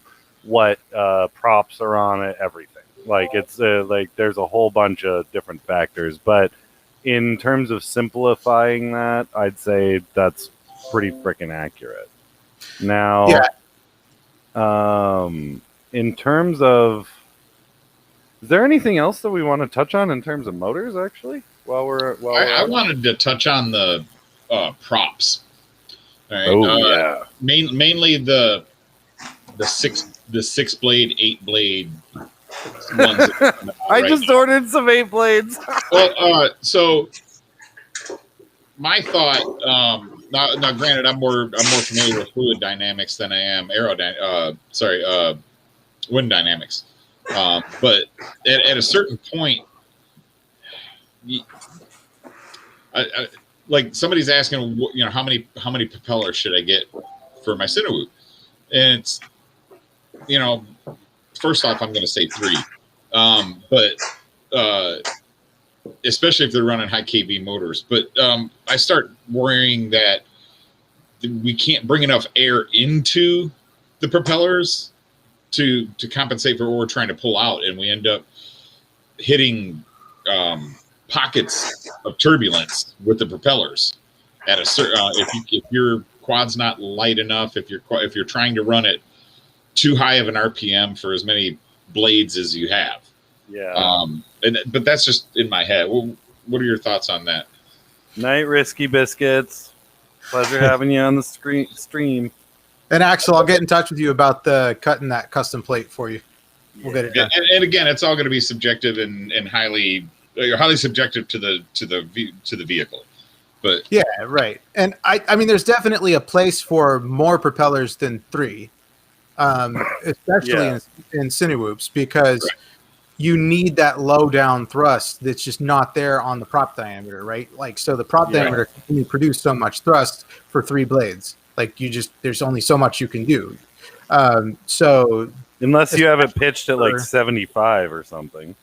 Like, and even then, you're going to run into cavitation issues, right? Because that steep, or just straight up stall, right? It's because the airflow is just getting pushed in front of that a blade that steep, and it's just gonna, the air is just gonna end up there. You'll get a high pressure pocket that'll just divide the air, and you won't produce any thrust. Especially on a heavier rig. So there's a specific application for a heavyweight rig that needs more low thrust for a low pitch, high number of blade propeller. I mean, it really is the ideal propeller for what is trying to be accomplished. Now, obviously, is 6 blades enough? Is 8 blades enough?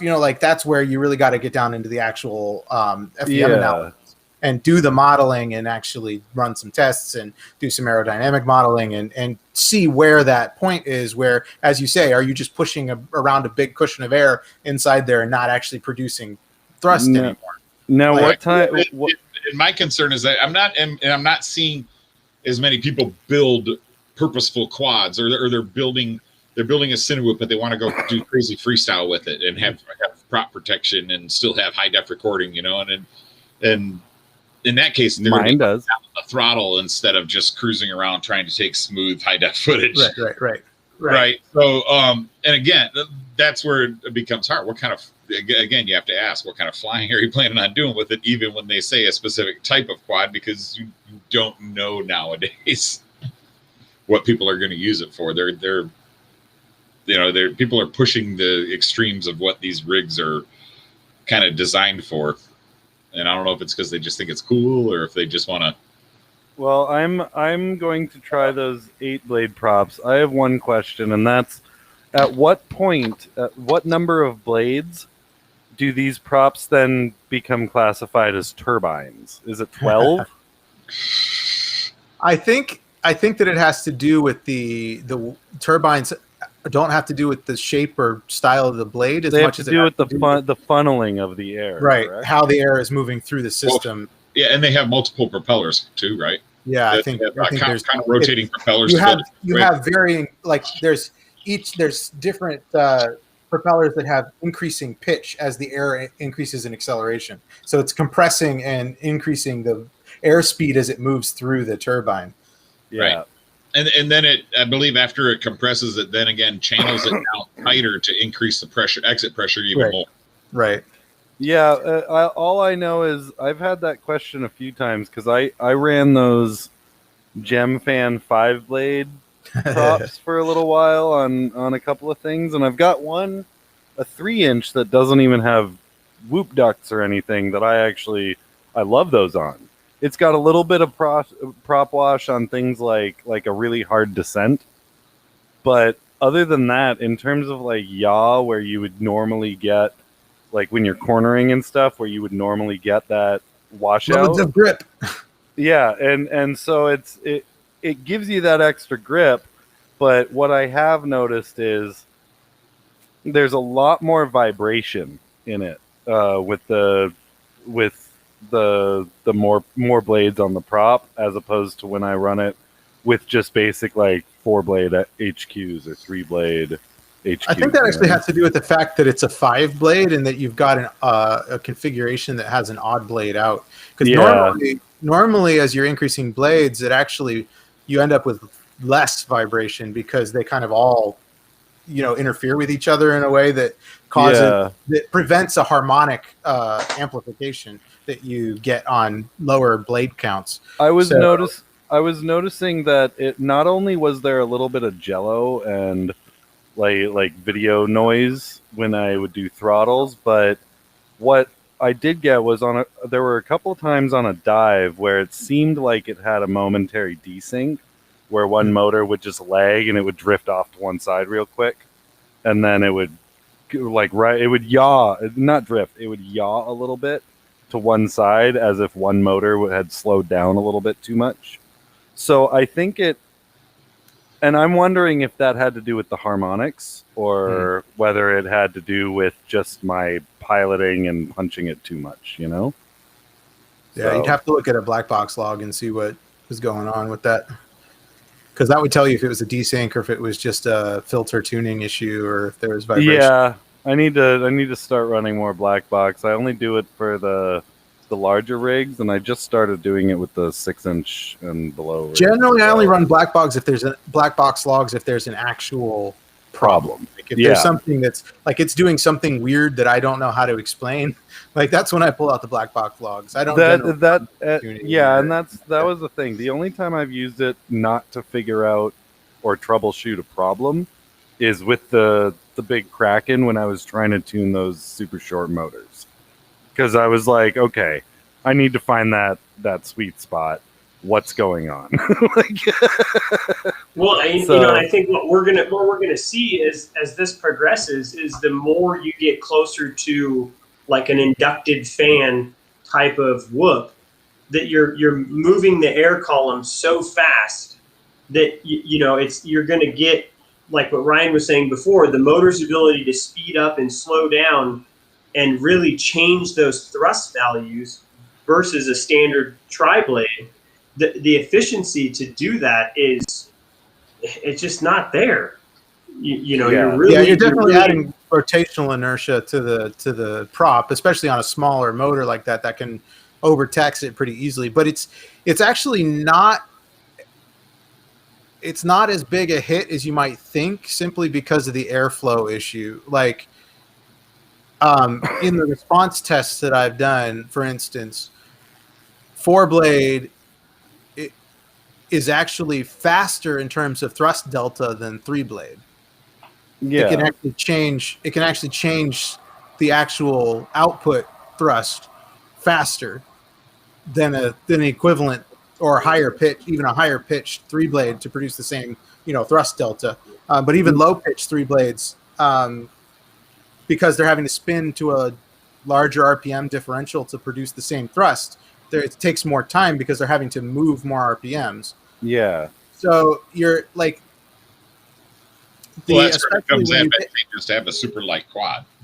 Right. And the thing is that like the amount of RPMs that need to be changed to produce a change in thrust when you're dealing with that many blades is so small that it only takes a little bit of time to actually change the thrust, because it doesn't have to work that hard to change it.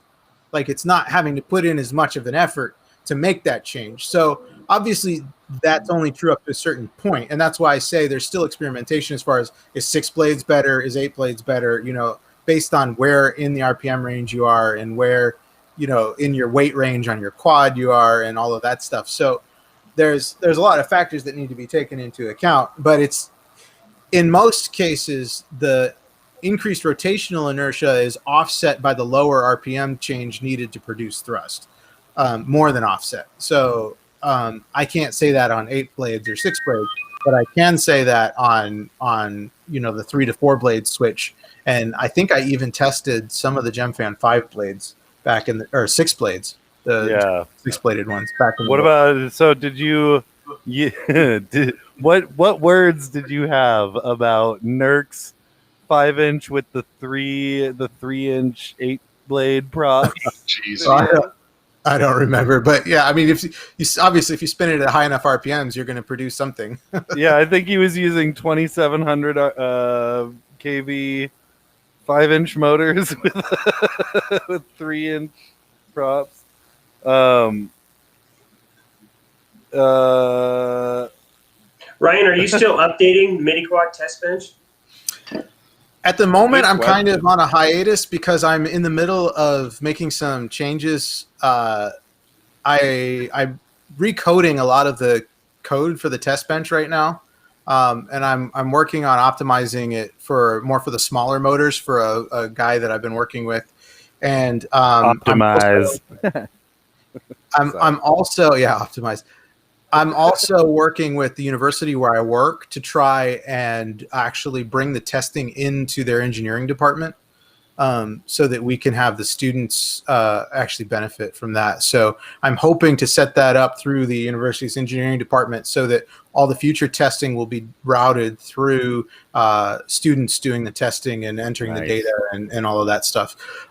So I haven't updated a lot recently.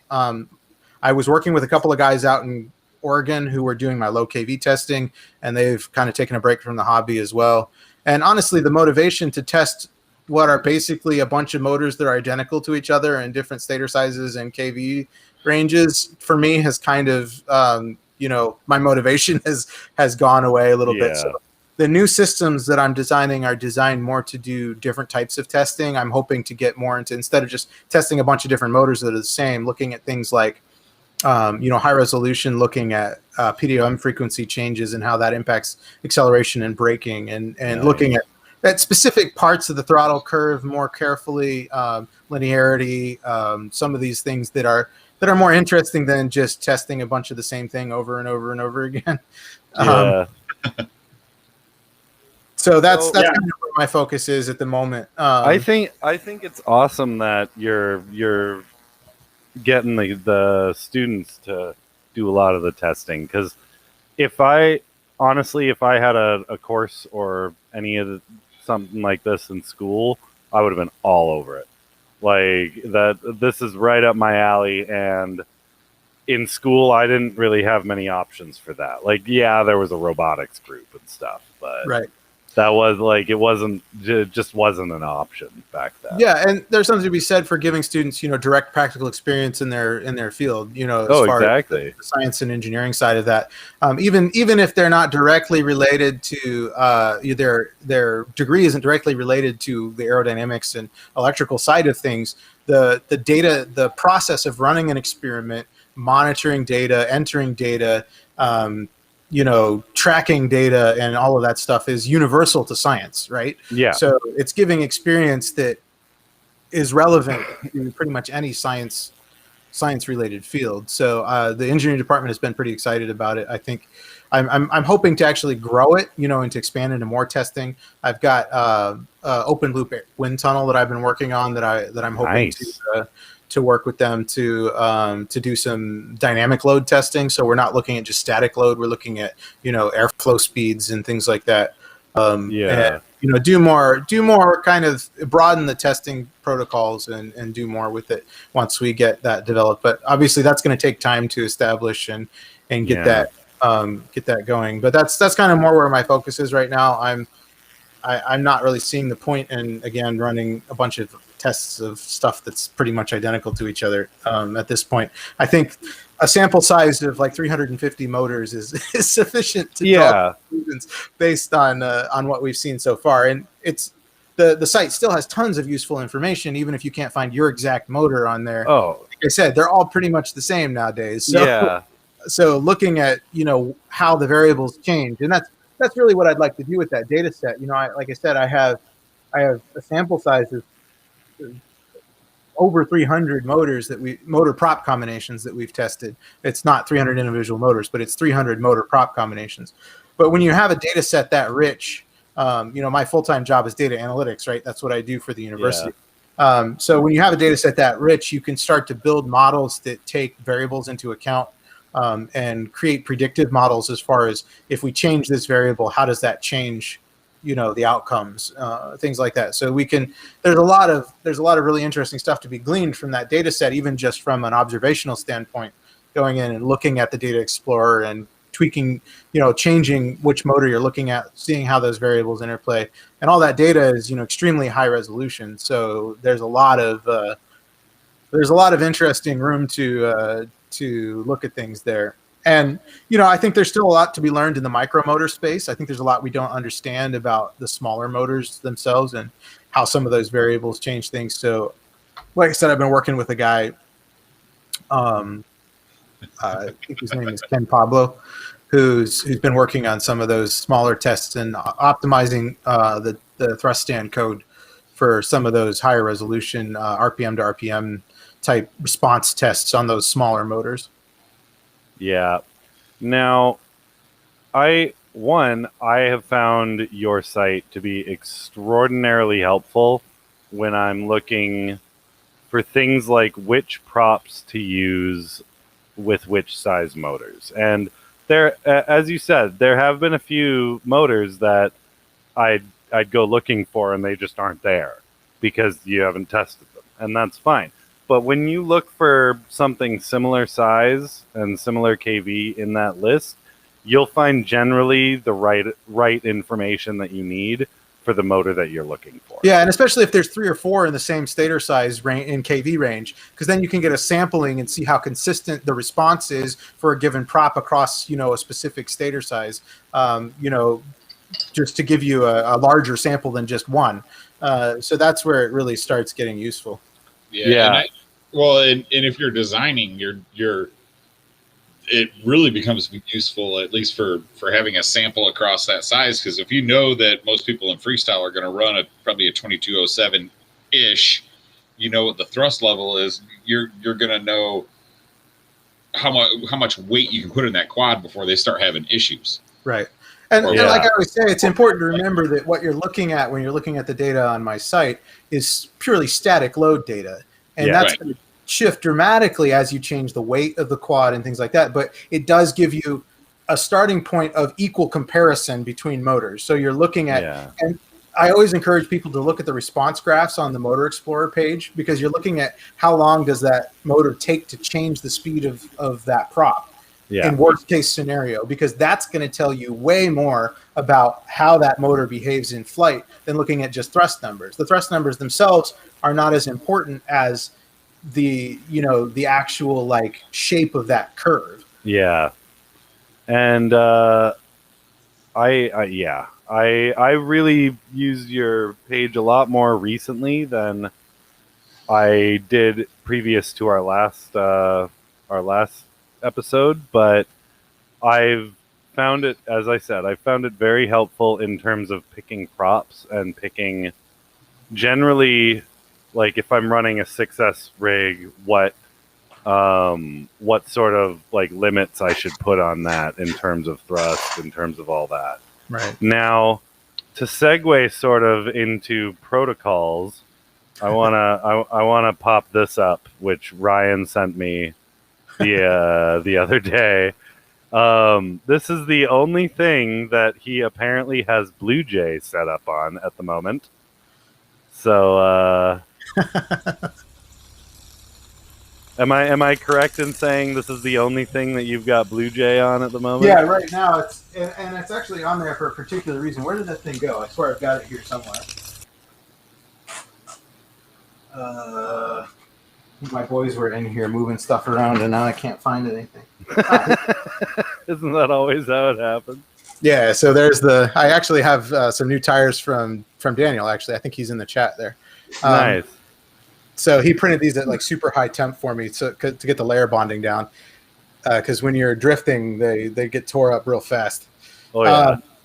But yeah, so BlueJay Blue Jay has some options in there that are critical for this kind of thing because actually that's not the one that's running Blue Jay though. It's actually this one that's running Blue Jay, the little guy, because that one is the BL 32. This one is the BL it's the little 4-in-1 Whoop board in there. Nice. So the reason I'm running Blue Jay on that is because it breaks out the startup power into 3 subsections that you can control independently of each other. So I'm running these in 3D mode to do the forward and reverse, and it's loaded start to a certain extent, not fully loaded start because they're not heavy enough to be a fully loaded start. Yeah. But, so what I'm able to do is change the startup power separate from the ramp up power, which in BLHES is all under one startup power variable. So it's broken out in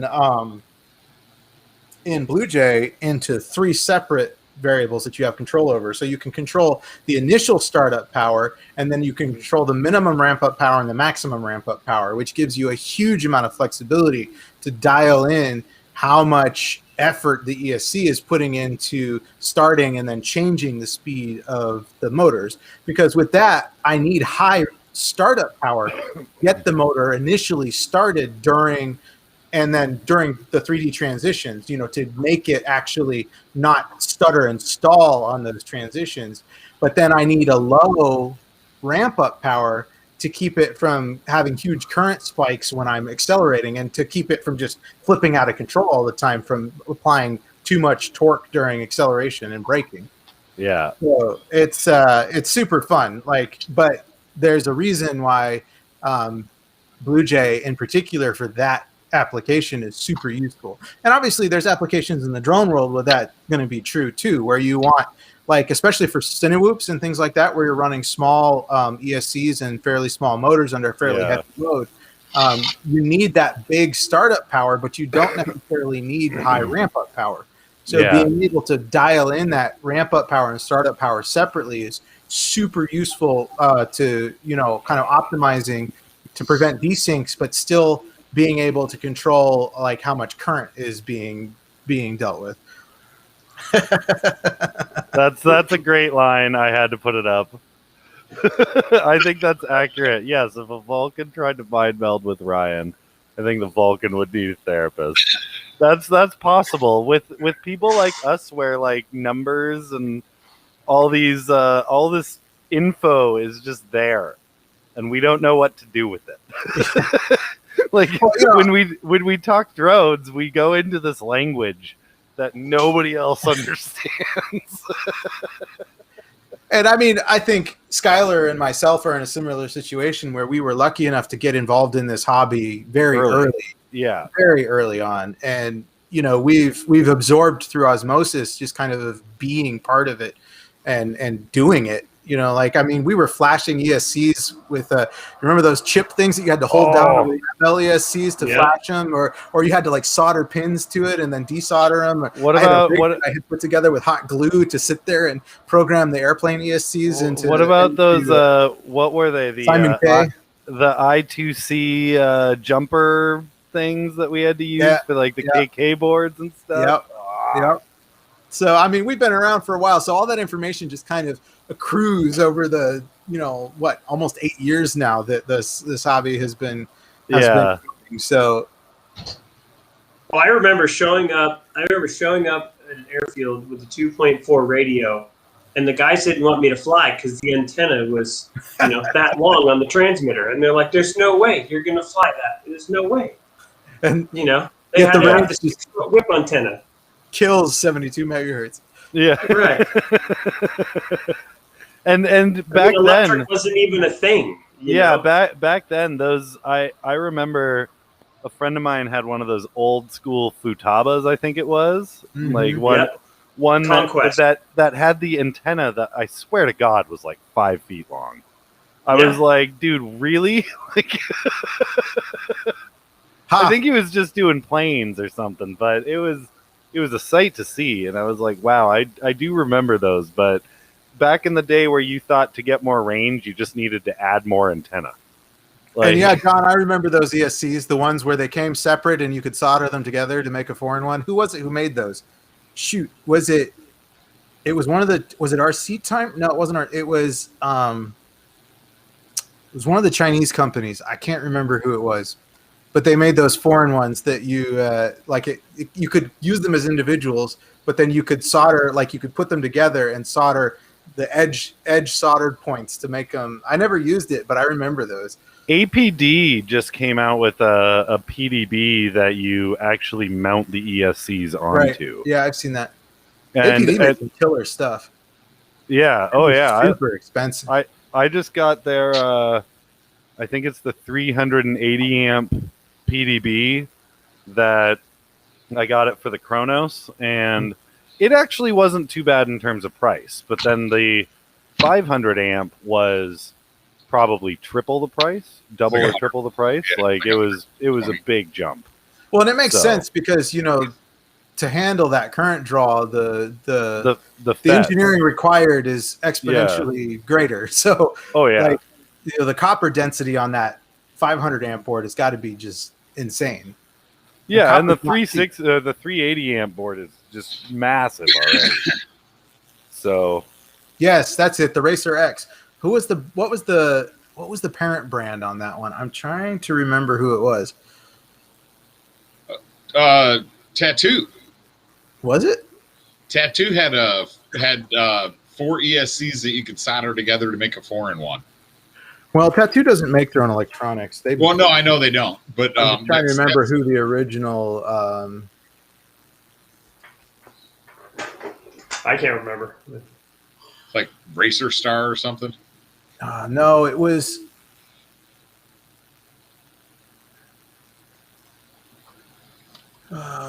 Ryan's gone down the rabbit hole to find it now. Yeah, it's true. FPV model. FPV model. That's who it was. It's one of they were one of the big Chinese ones for a while there back in like 2016, 2017. Yeah. They made frames and everything. So that was it. We got to ask,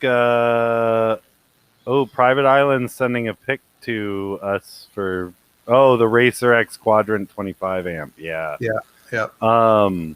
So I gotta discuss Blue Jay because I'm in the dark about Blue Jay. I just heard about it for the first time a couple weeks ago, and I've been on Ryan's advice. I have been using JESC pretty much religiously. Like I've got probably 20 or 30 licenses on it already. Like, so I do love JESC. I really did not like it when I tried BL Heli M. Yeah, that nonsense. They're doing some really weird stuff with commutation, like tweaking the commutation that ends up causing instability problems. Oh yeah, I like the first time I put it on any quad just to try it, I was like, "Oh, this is free. This is new. I should probably try it." The quad flipped out, and then I literally flashed JESC onto it again, and it flew fine. And I was like, "Okay, not even gonna." There are certain versions of the JazzMac firmware that work okay, but there are certain ones that don't, and it's kind of hit or miss. And sometimes it works fine, sometimes it doesn't. It's kind of all over the place. So now it's a branch off of the BL Heli S, correct? Yeah, but the guy who was the primary coder on it did a bunch of stuff that was kind of like experimental and not, shall we say, not based on a real firm understanding of how brushless motors and ESCs interact. Yeah. That he was messing with stuff that caused problems, basically, the short version. So there was some disagreement with, there was more drama than there needs to be, as with most things in this hobby. But, I think his heart was in the right place, but things got heated and it didn't turn out so well. And I think that whole branch was abandoned for the most part anyway. But so Blue Jay ESC is basically going straight back to the BL Heli S core code and fork, separate fork. And it's just looking at some of the other core functionality features. So they did bring in RPM filtering support. They did bring in, like I said, splitting out the the ramp up and startup power separately. Some things like that were done in BL 32 and backporting that to BL S. So yeah, I mean it seems to be pretty stable so far. It actually has worked pretty well on that little car to solve some of the transitional problems I was having. But I'm optimistic that it seems like it's going to be a decent open source alternative to JESC. I mean, Thurston does really good work on JESC, but again, it's good to have options. I support a rich infrastructure with lots of different people looking at different things. A lot of people were upset about the pay to play side of the JESC thing. I personally didn't mind it because to me it was worth the $5 for each quad that I was putting it on. Unfortunately, in this hobby, you've got a lot of drama queens, and things always get misconstrued and intentionally. Yeah, but why isn't it free? It's like because shit isn't free, dude. To me, if you're going to pay $20 for something experimental, I would spend the $20 and get the BL Heli 32 ESCs instead of just a BL Heli S. Exactly. Yeah, I mean the BL Heli S ESCs are so cheap. For me, it wasn't. I'm not necessarily buying new BL Heli S ESCs. For me, it's a way of retrofitting, functionality on the older ones, on older ESCs that don't support it, or it was super hard to find those little 4-in-1, all-in-one, Whoop style flight controllers in BL Heli 32. Like until recently, they didn't really exist, and even still, they're somewhat hard to find. Yeah, they're few between and pretty pricey right now too. Right. So, I think there's definitely applications, and I'm excited to see development forward on the BL Heli S line because they're so ubiquitous. I mean, they're everywhere, right? I've got probably 30 quads here, and only maybe half of them are on BL Heli 32. So, well, and being a micro guy, as a lot of people here know, I run Micro Quad Squad on Facebook as well, like that whole group, and so anything 3-inch and under, both 20 by 20 and 16 by 16, are usually BL Heli S. Right. Like just straight up usually. And that has a lot to do with the physical size of the chips and the infrastructure that's required to make them work. And there's a couple. The Tiny Talon 16 by 16, that's an F7 with BL Heli 32 ESC. And there are a few of the Whoop style all-in-ones that are as well. Yeah. But it's for something that when they changed to the bidirectional D-shot and the RPM filtering side of things, it really screwed up a lot of people because they didn't understand it. And that was the big thing. And they didn't understand why BL Heli S was not usable with that new stuff, and they were like, but everything's BL Heli S. Why it's like, no, only these certain size ones are. Right. But you just happen to be in that category. So I'm glad there's a new firmware out there that we can use. I really want to try Blue Jay. I also want to know if you think that would be the best option for people starting to try and fly in 3D, because I've got a few friends that have been asking me that. I mean, I still think BL Heli 32 actually handles the 3D mode a little bit better, but if you've got BL Heli S ESCs, I think it's your best bet, yes. Okay.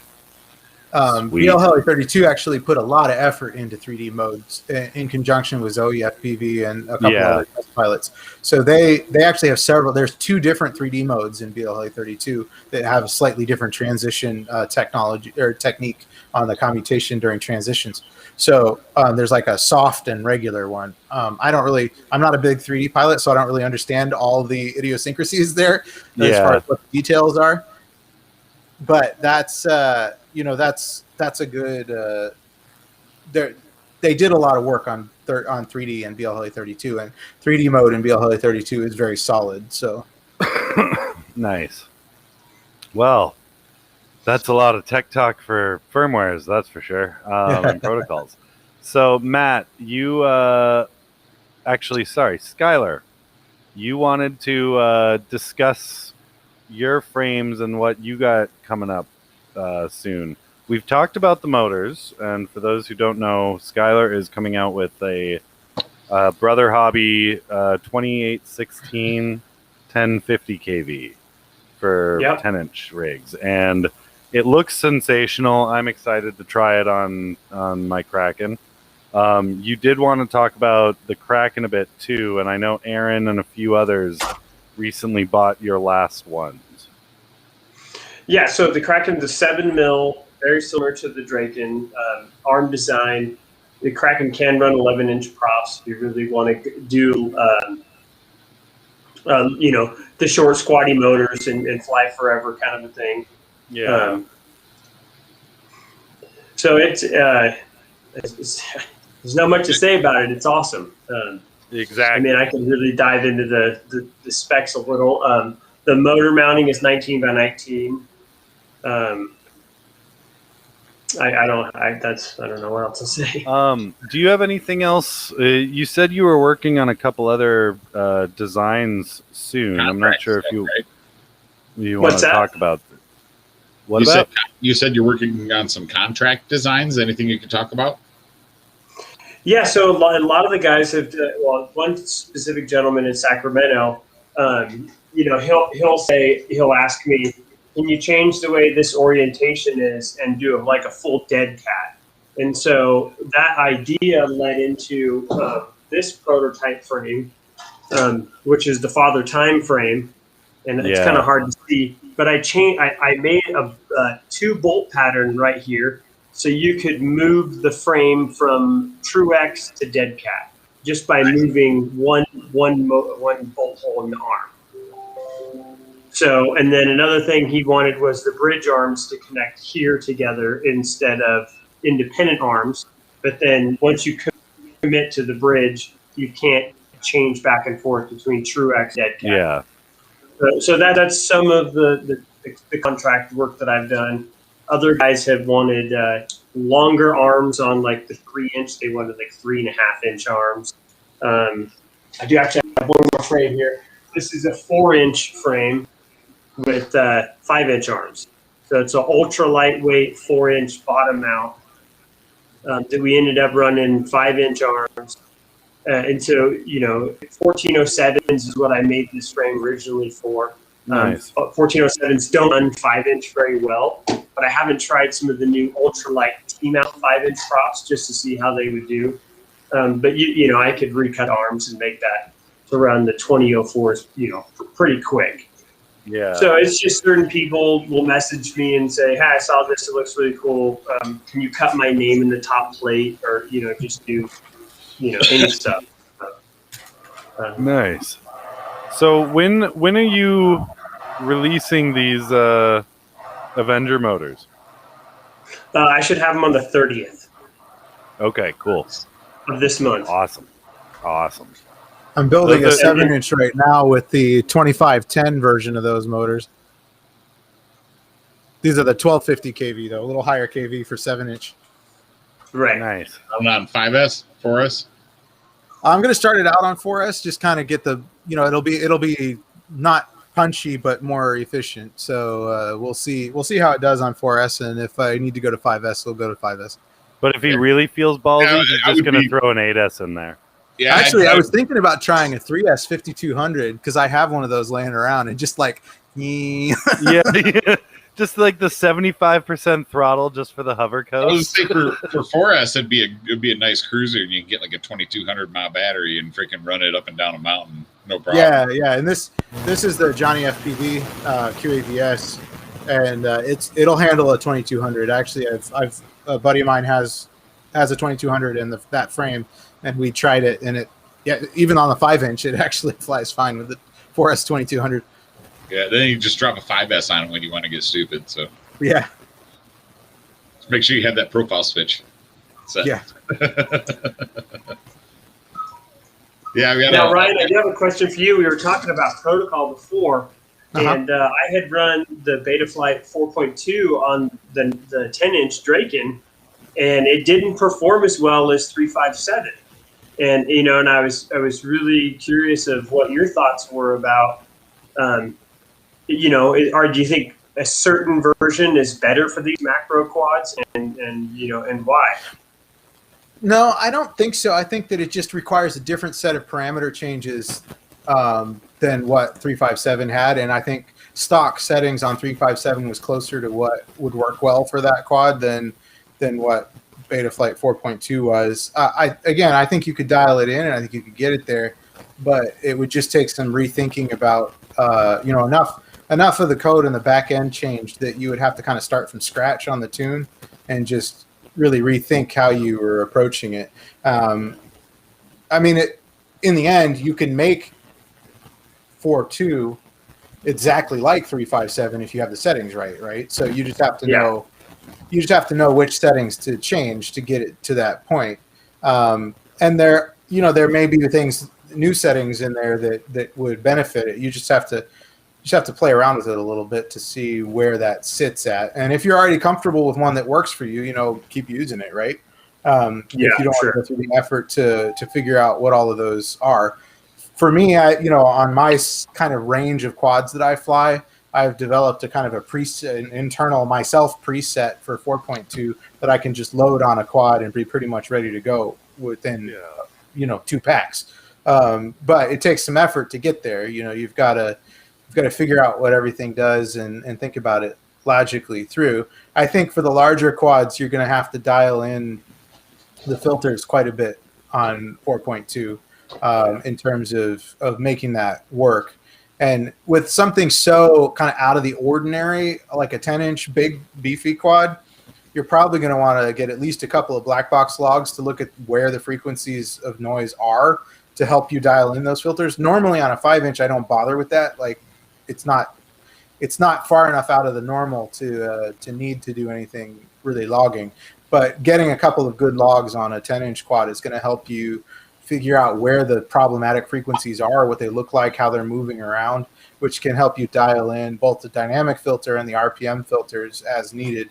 And again, there may be situations where the RPM filter is not tracking correctly due to the like we were talking about earlier, due to the rate of change on a 10-inch prop being so different from a 5-inch prop. You may have to dial in some of the Q values and things on the RPM filter to get it to follow the RPMs properly in a way that makes sense for that size of a prop. I think it's doable, but it's going to take some effort of dialing it in. I know a lot of the guys in the 7-8-inch range have had good luck with 4.2, so it might be worth checking out some of that and see what direction they went with it and whether you need to go further in that direction or how that looks. I agree with that, and that is exactly a big reason why. One,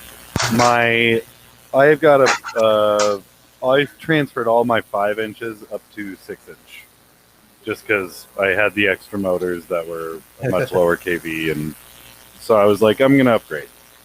I found 4.2 was very easy to tune in the 5 to 6 inch range, but then I chose Emu Flight after testing with Betaflight for the big Kraken, because it just testing, there was no tuning anything out with the Betaflight setup as I had it, and instead of I figured if I was starting over from scratch with the tuning anyways and reflashing everything to default, I might as well just try Emu. And Emu, it worked. I didn't have to deal with the filtering or anything, and I was just like, oh, okay, I'm just gonna keep it here. So it definitely does vary in terms of size and capacity of the quad, for sure. Yeah, and I found it had a lot to do with KV rating as well, because the first time we built the 10-inch, we were using the Zing 2814's 880 kV, and I could not get that bobble out.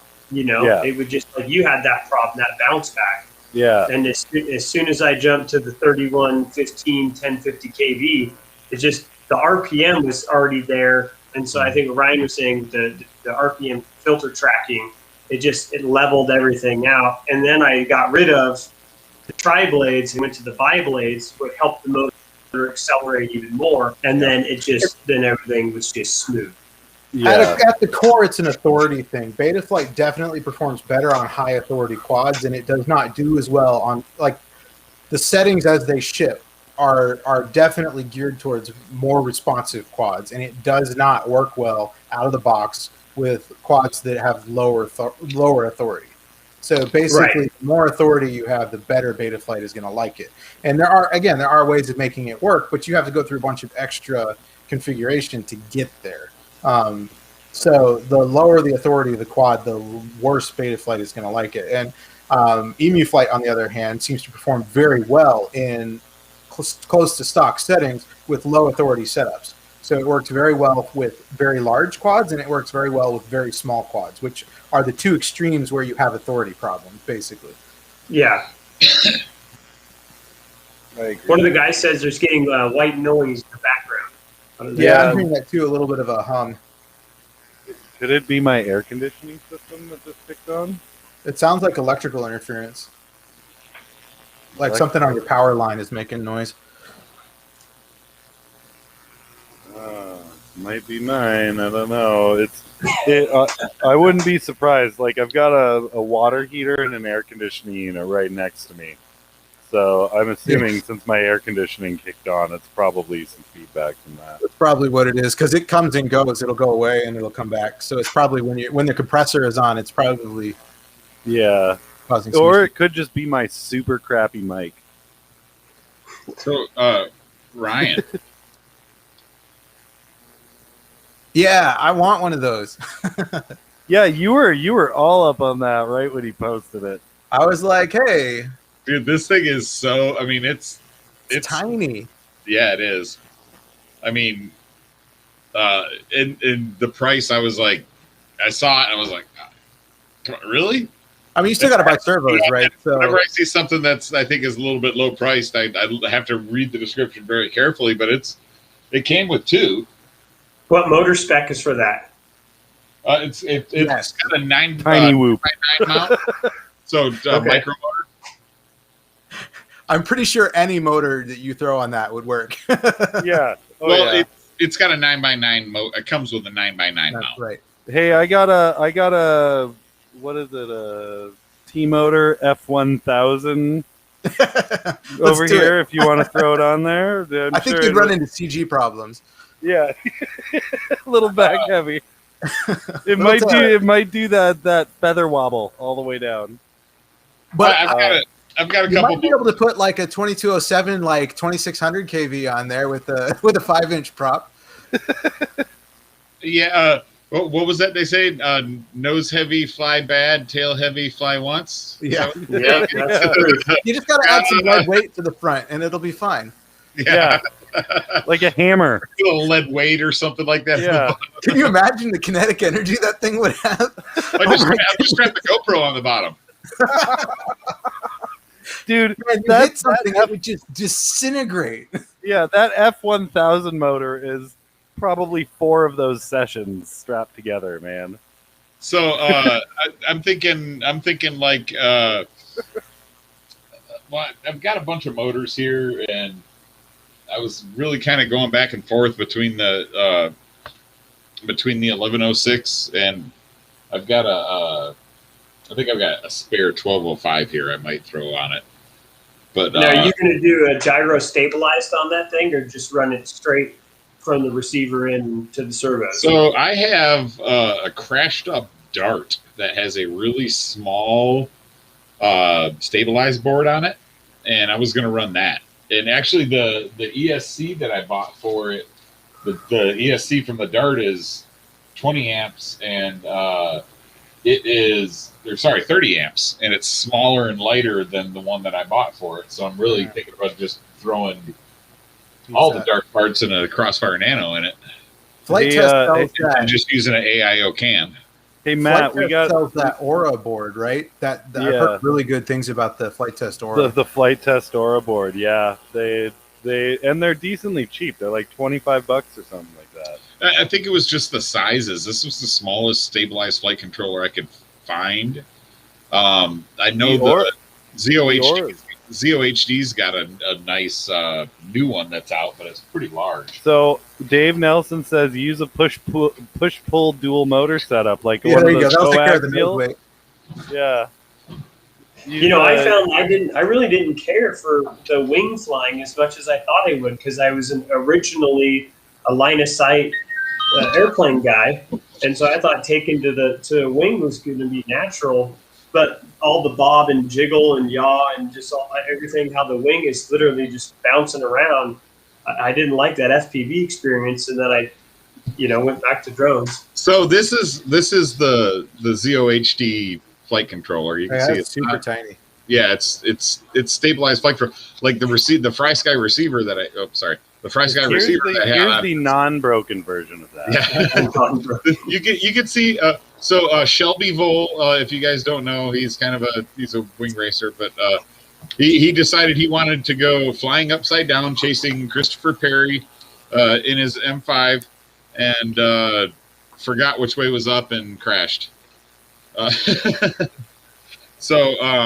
But yeah, I'm going to use the servos from this. I'm going to use the stabilized flight controller from this and the ESC, because like I said, the ESC for a 30 amp is tiny. Freaking super tiny.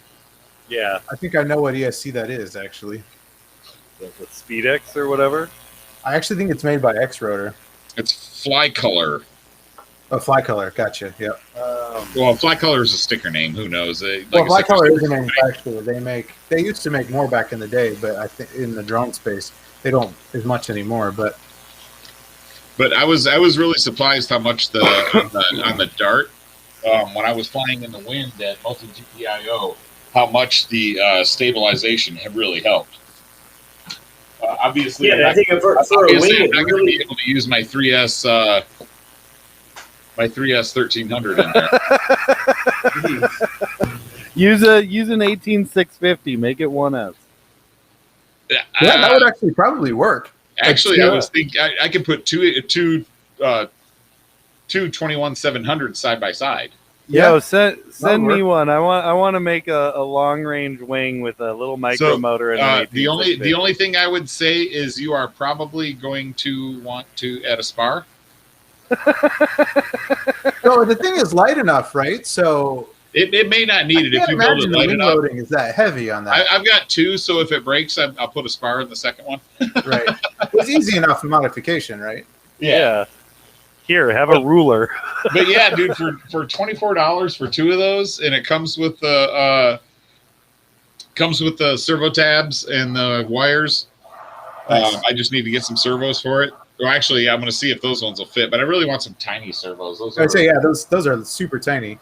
Yeah, the Talon ones I think are like 8G or something like that. Yeah, you probably need a 6 gram for those. I've got some 1.5 gram linear servos, the ones with the little sliders from right. What were they? The airs, the vapor, yeah. Those little like cellophane ones. Yeah, yeah, those vapors were great. I've got a bunch of those little servos that I just haven't found a use for. I'm kind of tempted to build one of like Peter Spreepol's paper airplane rigs or something like that, and just fly that around my yard. So the other one I want to do is that pizza box. Yeah.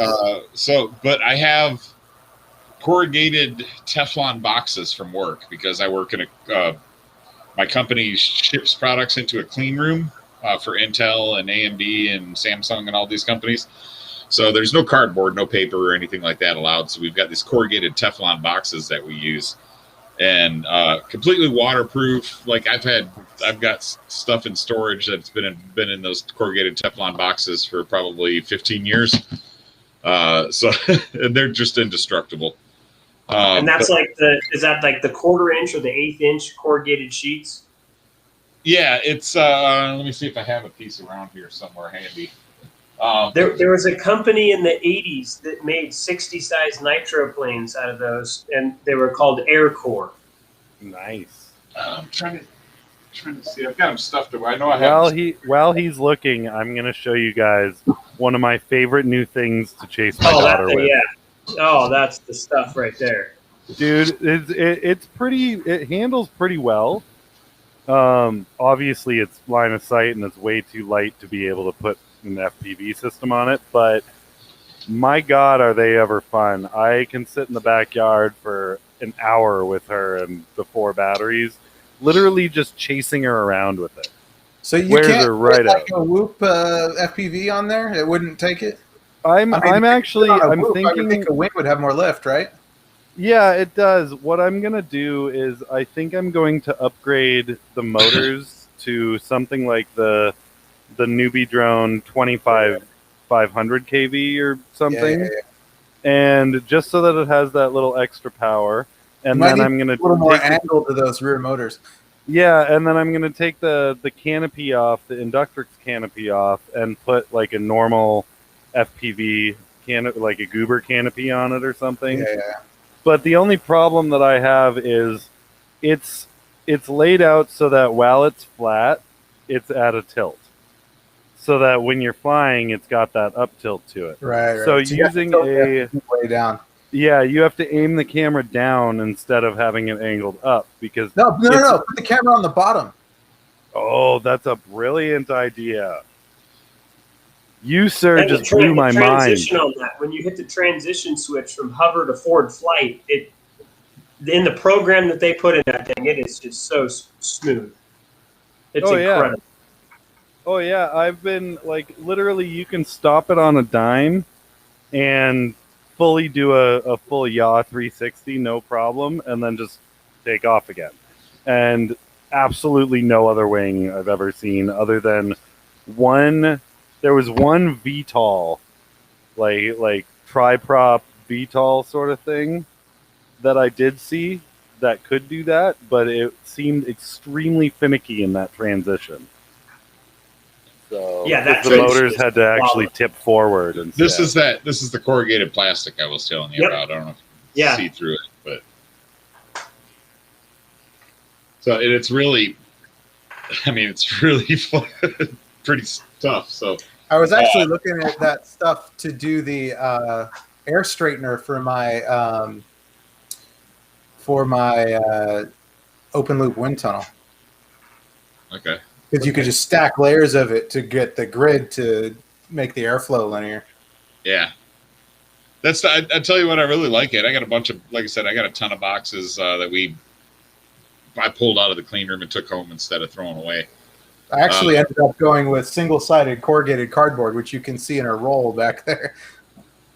So it's corrugated, but only one side has the flat layer on it. So I'll be able to slice it into slices and stack it. I'll stack it in layers, and you'll end up with tubes, little tubes that'll take the airflow and straighten it out on the intake. Nice. Matt, you said you're celebrating a milestone today, right? Yeah, we got 200 members in the Gank Multi-Rotors group. Nice. So I have here a very limited edition Gank Multi-Rotors hat. It's got the nice Gank Multi-Rotors logo. It's a fitted hat. Got the logo mark on the back. I'm going to be giving one of these away tonight. So just whoever's in the chat, go ahead and say, put a hashtag Gank in there. Hashtag Gank. To get registered, and Dan will put you into a wheel.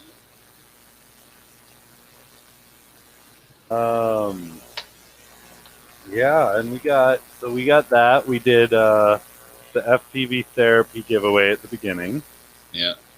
Yeah, I was going to do a prototype, but I really want them to be in my hand when I give them away because I kind of want to show it off on the show. So, yeah. And, dude, I am so excited. And I don't want to make sure everything fits right because I don't want to give away something that, hold on, I got to re-drill this hole. Or, Yeah. So, but yeah, I can't wait to show them to you guys, though. I've been freaking bugging. So we might have to send a preview image to Ryan and Skyler about these if we're talking about them. I mean, we could if they're still on when we close down. I'll share them in the chat real quick. We so guys, just to let you know, Matt's been putting in a lot of work on these new designs, and I personally have seen them, and I will say worth every second of that work. Yeah, I hope so. I hope people like them. I think they will, but I'm my biggest skeptic. So, Oh, absolutely, huh? Right. The Nemesis Micro, I know for sure the Nemesis Micro HD, I think are going to sell out more than the Nemesis 3-inch, simply because there's no props in view anymore. 0 props in view. Up to, I think I did 165 degrees.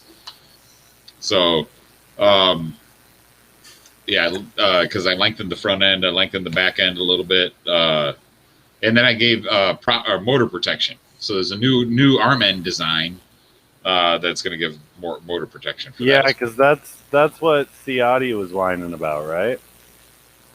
Well, I had, yeah, that was it was funny that he said that, because I believe I think it was Private Island that linked me to that video, and while I was watching it, when he linked it to me, I was already working on the arm design, because I had heard that comment from a couple people, and if you're a designer and you hear a comment that you could easily fix without compromising your quad, then why the hell aren't you doing it? Yep. Yeah, I agree. And I take feedback from everybody. Like I said, I've made adjustments to the Mutiny to make sure there's no more arm wobble. The new quad, I've taken care of that completely. There will be no issues with arm slippage or anything like that, or standoffs coming. Standoffs. But yeah, that's yeah, Vicious. You'll love that for the shark bite, for real. I designed it more for the Caddx guys, because the Caddx Vista unit is a little bit big, but I think everybody is going to like this. yeah. It's currently only I'm only going to do it in a 3-inch. I could do it in a 2.5, I guess, if there's enough demand for it. But for right now, I'm just going to stick with the 3-inch for that one. The Pixie, I've ordered some 4-inch arms for. I'm sorry. Go ahead, Ryan. I would say the one thing as a frame designer, what you were saying about, making changes to the frame, and, if people are giving you feedback, you should be making changes. Like, well, for me, it's just if I hear from 2 or 3 people, I'll make a change. Right, for sure. But the thing for me is it's hard to get people to actually give meaningful feedback. Like, as a frame designer, that's like, people say, oh, it was fragile. But it's like, unless you're telling me where it broke, how it broke, and what you were doing when it broke, I can't make it better. Like, Yeah. Like, I'm not saying that you need to not tell me my frame isn't working. I'm telling you that if you are going to tell me it's broke, something is broken and it's not working right, show me how. Tell me why. I literally want to know, so that I can solve the problem and make it better. Like, but if you don't give me any constructive criticism, I can't make it better. Well, that's why I'm on the V2 of the Nemesis Micro already. There was a couple people that had broken arms in a spot. I strengthened up that spot, added a little more, kept the shape of the arm, but made it a little bit wider so it would protect the motors a little bit more, or protect a little bit larger motors, because people were starting to run like 14 and 15s on it, and I was just not expecting that spends that big. But tapering some points, widening some arms, things like that. And, I've gotten great feedback from it. And then, the couple of problems that people have had, I've already fixed that on the widen the arms again, created larger arm ends for more motor protection. And it's always challenging too, because you've got, obviously we do our own internal testing. We'll send it out to a couple dozen pilots, maybe maximum on the large end, maybe only 3 or 4 if we, depending on what we're working with and where we have time to do it. But like, there's such a difference between a small sample and then suddenly sending that frame out and having like 200 people flying it.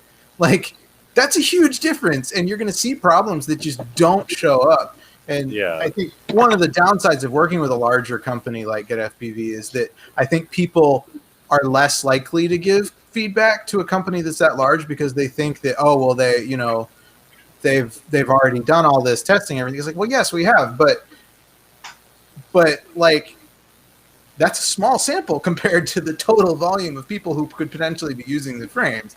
So you're not going to get the same level of density of information off a small sample size of people flying than when suddenly you've got, 200, 300 frames out there hitting walls in ways that no one has yet. Yeah, I asked for the mutiny. I asked for 5 to 7 testers. And it was a pre-order. I wasn't giving the frames away. They were just pre-ordering a frame at just slightly above cost because I was giving them the prints and everything and a spare arm and a bunch of other stuff. And I ended up with like 23 people test piloting the mutiny for me, which was awesome. And the feedback was good, and I made the first set of changes, and now that more people are about flying it again, I made more changes to it. But you can't be static. And I don't mean go as far as saying, okay, well, it's got to be a V2. It's like you don't have to change a version to freaking make a tweak in it or anything like that. But if you want people to know you made a tweak, a version number and highlighting in the product description what you've changed is Most of the time with small revisions, it's not anything major that you need to change anything like that. Right. John, is that the standard QAVS or is that the Johnny edition? I think it's the standard, but the standard. Yeah, he's just wondering what info you need so he can try and break it that way. Well, we actually already made a revision to the QAVS bottom plate based on the first batch that went out. So if you have the stock QAVS, which mine is in the car, I think. I can show you on the Johnny, though. So we fixed it on the Johnny before the Johnny went to production, but where am I? Here I am. So because of the way I have the arms attached here, if you land exactly right, you're putting a lot of stress on these outer arms here, which there's not a bolt here in the middle. So the original QAVS, this cutout in the middle was a little bit wide, and the stock QAVS is only using a 2mm plate.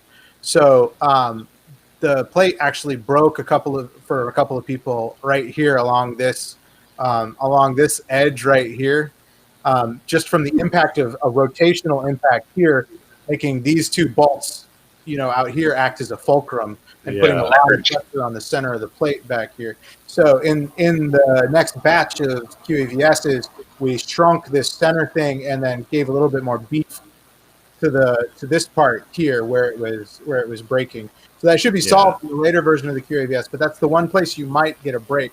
Now the Johnny is a 3mm plate and they won't break. I have not seen a broken Johnny yet.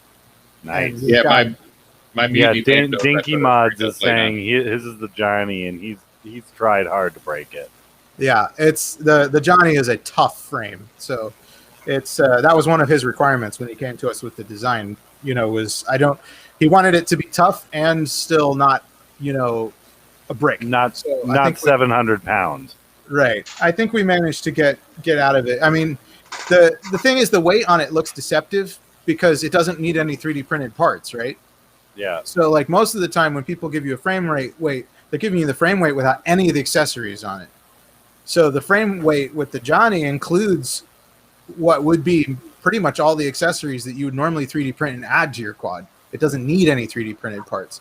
So yeah, it's 130 grams, but that's including everything you need on the frame. So yeah, it's not a bad flying weight for a quad that fits a full air unit and carries a Hero 9 or whatever on it. It's not a heavy quad. I mean, it's heavy-ish, but it's not heavy for what it is. Yeah. All right, I think I've got everybody, or at least everybody that commented. There's 7 #ganks up there, so if you want in on the spin for the gank hat, then hashtag up. Dinky Mods, I don't have you in there. Did you want a gank hat? Hey, man. Everybody wants to get ganked, man. I'm just impressed that we still have 10 viewers after 2 hours. I know, dude. You'd be surprised. We had 3 hours. we had Nurk on for one of the episodes, and we went. What was it? We went 4.5 hours that night, but Nurk was only there for like 3 of it, and then we did Tiny Whoop Go races with Jeff West for a little while, and by the end, we still had like 26 viewers, and I was like, "How the fuck do we have so many viewers right now?" But it's cool because the length of our viewers of our live stream helps with YouTube promotion. Yeah. Even though we don't have a lot of viewers, the length that The fact people that they stick stick around with really it. helps with the algorithms. Dinky Mods, you're on, even though you typed gang instead of gank. And yeah, John, the capacitor placement actually was very specifically designed in the QAVS. All right, Yeah, we've got 8 on the wheel. Hootie has one of the original gank hats. He got it. That was he got that to take to Canada with him. Yep. All right, I'm gonna spin this wheel because I think the other 3 are probably us watching it on our or having it open on our YouTube, anyways. Private island. Fuck this! I'm going to Tiny Whoop Go. Yeah, of course you are. He knows we're just gonna start a game at some point. I've got to wake up at 4:30 in the morning though. I'm teaching. Yeah, You got to go to work tomorrow too, so I'm about to head out here. props off. Yes, you are on there. Yeah, that's why I wanted to get the out of the way. It's midnight here for me, at least. Yeah, me too. So yeah, Ryan. Just to give you a little bit of my background, I started working on electronics when I was like 10 years old. My parents got me these build your own radio kits and little Armatron movable robots and stuff. And I was taking apart televisions at like 12 years old and trying to fix them and stuff. And I think it was when I was like 10 or 12-ish, my dad had me help him rebuild an engine in a car. But so I've got a lot of mechanical, electronic experience and stuff. I was in the Navy. I worked on electronics warfare, missile systems, and radars. Got out of the Navy in '97. I've been working for 23 years for a semiconductor company, doing troubleshooting and maintenance on the machines that Intel and Samsung and everybody used to make their chips. And now I spent 8 years developing test benches and repair processes for some of our equipment, so we didn't have to send it to Japan. And keep Geppetto, congratulations. But now I'm doing instructor work, lazy stuff, going to a classroom every day, teaching people how to teach the robots and stuff like that. So. Nice. Frank won the wheel spin, so he'll be getting a Gank What? Multi-Rotors I just hat. mailed him something. What'd you mail? Yeah, the Nemesis. Matter of fact, he just mailed me something. I have him sitting right here in front of me. Oh, fancy. Yeah, you got yours. I get mine tomorrow, I think. I got my Geppetto's Lab stickers. They came quick. Dave Nelson, stop the steal. I really won. Congrats, Frank, buddy. Welcome to the Gank world. He's got a Nemesis on the way too, so he's gonna be all ganked out. Yep. Hey guys, stop by gankmultirotors.com, check out my frames, see if there's anything you like. They're all priced competitively with Pyro, with their frames, and with Get FEV's frames and a lot of the other companies' big frames. I can't order as many as they do, but I can still try to keep the price down. For some reason, I can't type stuff onto the chat, so really, I don't know. like it. I am, but apparently it won't go through. So I'm going to do that on. I was just putting up Gank Multi-Rotors. So yep, gankmultirotors.com. There'll be some. I'll be posting some new frames up here. I'm hoping to get them by next weekend because I really want to build and fly them and show them off. I don't know. I've gotten out of the habit of sharing renders too much. At least not to the general public. Yeah. I feel that wholeheartedly. Yeah, I pretty much just do renders before, for pre-prototype stuff for internally, and then that's it.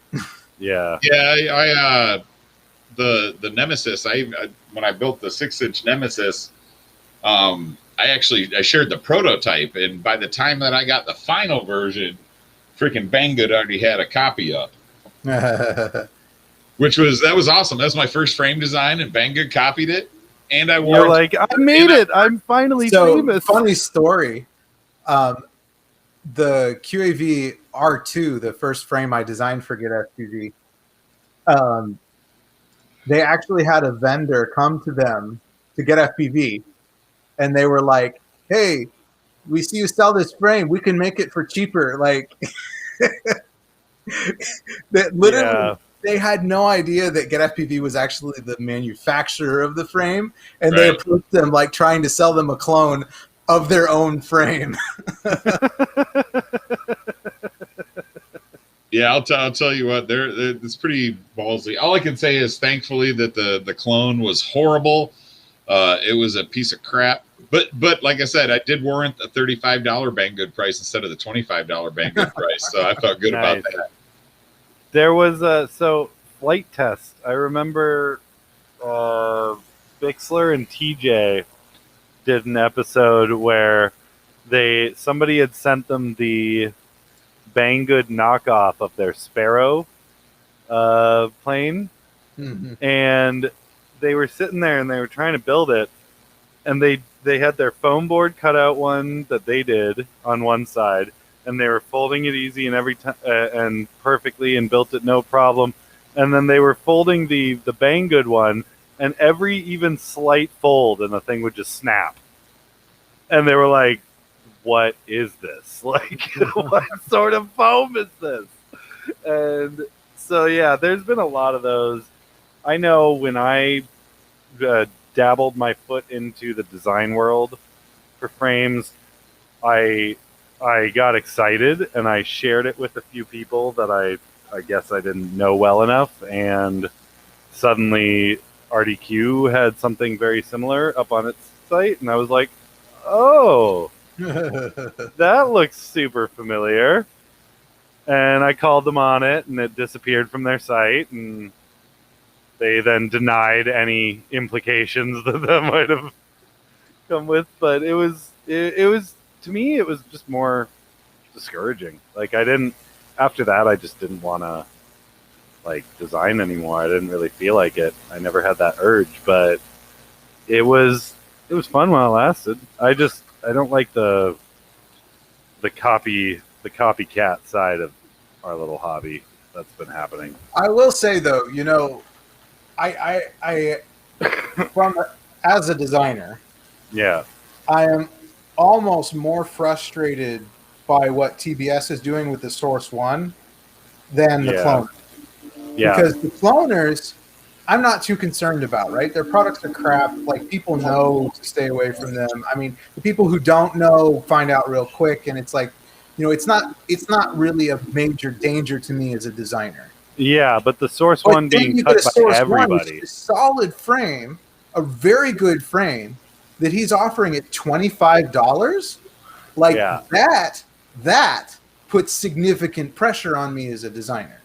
Now, that is way more dangerous to me than a $25 clone from China. I mean, I understand what he was trying to do is make the Chinese clones unnecessary, but he filled an economic niche in the U.S. market that is more dangerous to me than the cloners.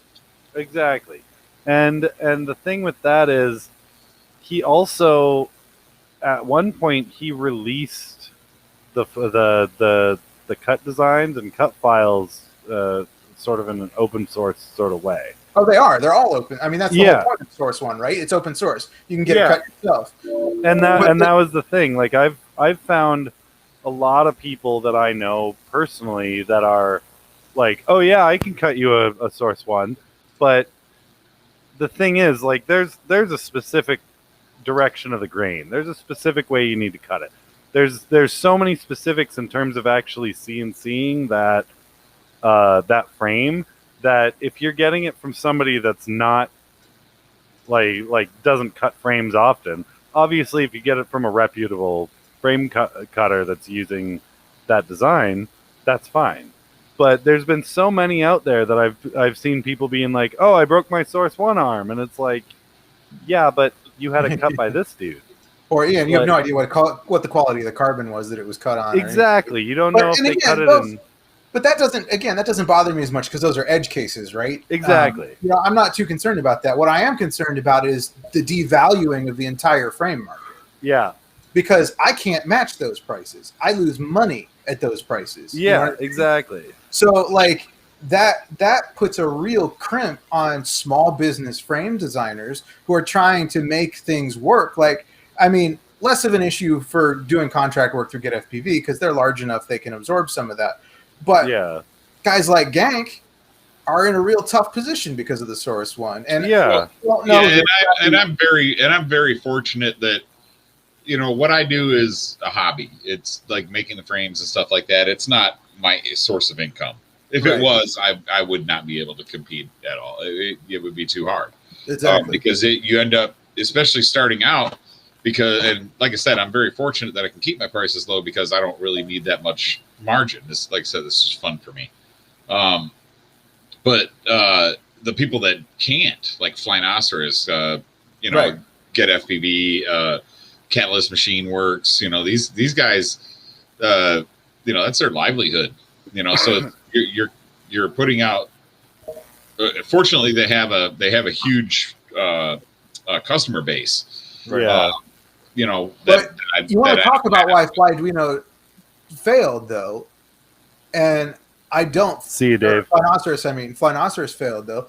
I honestly believe that TBS bears the brunt of that for offering a legitimate, you know, quality frame at the price point that they offered it. Like, it's not the cloners that are killing these businesses. It's viable options at bottom basement prices. Like that, in my opinion, from what I have seen in our industry, like the TBS Source One was more damaging to the frame market than the cloners were. Yeah, because if you're talking 30% is your staple, then they bring that in. You know, if you have to drop it and only go 10%, then it's not viable. I mean, that, I struggle with that for a lot of our frame designs. Is, you know, how long do you spend? And if you're doing 10, 15 frames in a batch, you're not even able to hit $25 for a frame. Like, you can't. Right. Like, that's below not for good carbon. Yeah, that's below hardware. And then I was doing all the 3D printing instead of outsourcing it. I was doing, you know, drawing all the prints to go along with the frames. Right. So I agree with you, Ryan. That's a tough hit for any small frame designer to have them do that. It hit a lot of guys hard. And I feel like no one really talks about it. I'm doing all my 3D prints myself, so I'm not outsourcing that. I'm doing my 3D. I do all the 3D print design, and unfortunately, I don't have a community to start that design stuff for my frames yet. You know what I mean? Like Flyno had a freaking whole community. They come out with a frame, and next thing you know, you got arm guards and new fancy, you know, GPS holders and all kinds of crazy stuff coming out for them because everybody was using them. Yeah. And the only way you can actually compete with the Source One is by not competing with it. You know what I'm saying? Well, right. Yeah. And you know, and like I said, I'm not trying to compete with this. I feel my frames are more along the quality of like a pyro frame, right? So, and that's my target market. And I really do. I'm probably going to end up having to increase my price just a little bit because it's becoming a lot of work. And I might have to pay my kids to help me out or somebody to help me out. Right. But that's a good thing. You know, I'm actually, you know, people are buying my frames. I like that. You know, the micros are obviously the biggest currently the biggest seller. But I hope to change that soon. Yeah, I just get frustrated as a designer that no one really talks about that downside of inexpensive legitimate frames. And like everybody hails Trappy is, you know, like sticking it to the cloners, but he didn't stick it to the cloners. They didn't lose any money off of that. Not a bit. He stuck it. They're selling them for $25 also. Yeah, like it didn't hurt them at all. Like, yeah, the different markets, right? No, he stuck it to the small business frame designers. That's who he stuck it to, unfortunately. Yeah, and then you know Well, and then he was hiring people to make all these other Source frames too. They got the Source Cube and the Source. Right. I was trying to think of some of the other ones. I think those are a little too niche to be as successful as the Source One. The Source One was just a great general purpose frame, like right. Yeah. I mean, I recommend it. Like, it drives me nuts, but I recommend it because you can't beat it for the price point. And there's a few items that I do the same with, like especially I've noticed this with iFlight. I personally hate iFlight electronics. I don't mind their motors. Yeah, their motors are great. Absolute garbage. Yeah, but every FC that I've had from iFlight, other than like their Whoop board, has bad 5-volt regulators or some issue with it. Like there's always something. And I hate it. I hate it. I've been through like 10 of those little 16 by 16 stacks that they have. But when people were asking me to test the Renegade tune for their whoops, they were like, "What's your setup?" And I every time I was like, "I really hate iFlight, but their Whoop 5 amp board is pretty good." Like, and I hate recommending it because I don't want people to fly iFlight because of all the problems and all the troubleshooting I end up having to do with it myself. But the fact of the matter is the beta FPV Whoop boards that are equivalent aren't as good. They always blow. Whereas the 5 amp iFlight AIO I've never had an issue with it. And so like I recommend that specific board from iFlight, but I won't recommend anybody to get like their F7 or their 20 by 20 or their 6. Like I will shun people away from that. But iFlight, that I just can't do their electronics. Motors are fantastic. Their motors are fantastic. Yes. Their frames are serviceable, though clearly the designer really doesn't fly FPV, but that's okay. They work-ish. They're not horrible, at least, but their electronics are like bottom barrel stuff. It's like lowest bidder, like whatever components happen to fall off the conveyor belt. Yeah, and I've gotten, so far, I think I've gotten 3 separate iFlight stacks that out of the package were visibly missing some sort of cap or like components are misaligned. Yeah. My favorite is when there's a cap laying up against another cap but still somehow soldered to it. And you're like, wait, what? Like, how did they even get the solder there if it bumped somewhere? I'm pretty sure they reflow them on like a vibration pad. Yeah, it's I don't know. I will never recommend their electronics, but in terms of motors, I love the Zing line. I actually don't even mind the cheaper version of the Zings that they came out with. These are not bad. They're not bad at all. And the same thing with Xylo. Like I know they're generally get FPV.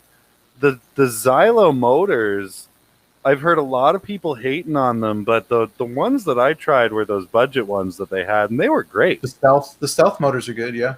Yeah, they were great. And like I never, every time I'd see people picking away at Xylo motors, I was like, what are you talking about? Well, I think people didn't like them because they were small, right? They were 2206, which in this market seems like a little bit of a miss, but 2206 motors are so cheap to manufacture, and they're still perfectly serviceable if you're not like a top tier pilot, right? I mean, if you're just dinking around, you don't need anything more than that. I'll straight up say this right now. My favorite motor, I've been through tons of motors. My favorite motor is still one of the old 2205 Emax red bottoms. Those were great. Like I don't care what anybody says or how shit they are, or you can buy 4 for $20. Who cares? Yeah, they're great. They're great freaking motors. Yeah. My favorite motor is probably still the Cobra CP2207, the black and silver ones. Oh, hold on. I got something to show you. I still have a spare set tucked away in a drawer just because I'm afraid to use them. So I got something special to show you, Ryan. Yeah. Beautiful. Yeah, the blue 2207 Cobras. version. Oh man, so speaking of Flyno, this is the Skoll V2, and this is a rig I got. It was already decked out with the blue motors, and it was apparently originally built by Kid Chaos, and then given to me by Sean Mendel or Two Scoops. So it's I love it, man. I miss Flyno. I'm glad I have a lot of them, and I'm glad I talk to Josh Ingram sometimes. But it's like I want them to come back so bad. I miss those Cobra motors, man. That's what I miss. Dude, they're great motors. I love them. I've never had an issue, and I've never had to replace a single one of them. I've got my 4, and I got a spare 4 in the drawer that I haven't had to touch. So, the other motors that I really, really like a lot are the Sunny Sky R2305s, which are actually bigger than 2305, which is probably why I like them. Super smooth motors, though, just like buttery smooth. You said you missed them, right? The Cobras, yeah, and the Sunny Skies, because you heard that Sunny Sky is now pseudo back and rebranded, right? Well, I mean, they never went away, really. They're now doing the Flash Hobby stuff. Well, no, that was DYS.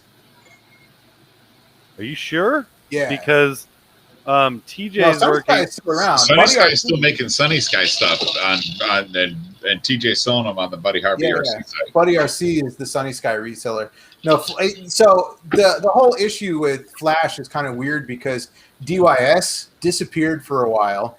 Yeah. And there were some issues with the guy who owned DYS wanting to sell the intellectual property, but he set a price so high that nobody wanted to buy it.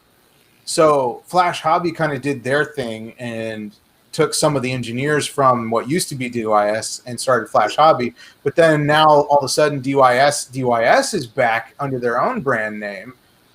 Someone apparently did finally buy the intellectual property, and now they're producing DYS content again. So that's kind of confusing, but that's kind of how that broke down. So the way that TJ Williams described it to me, and he's with Buddy RC right now, he was like, I believe Sunny Sky has something to do with Flash Hobby now.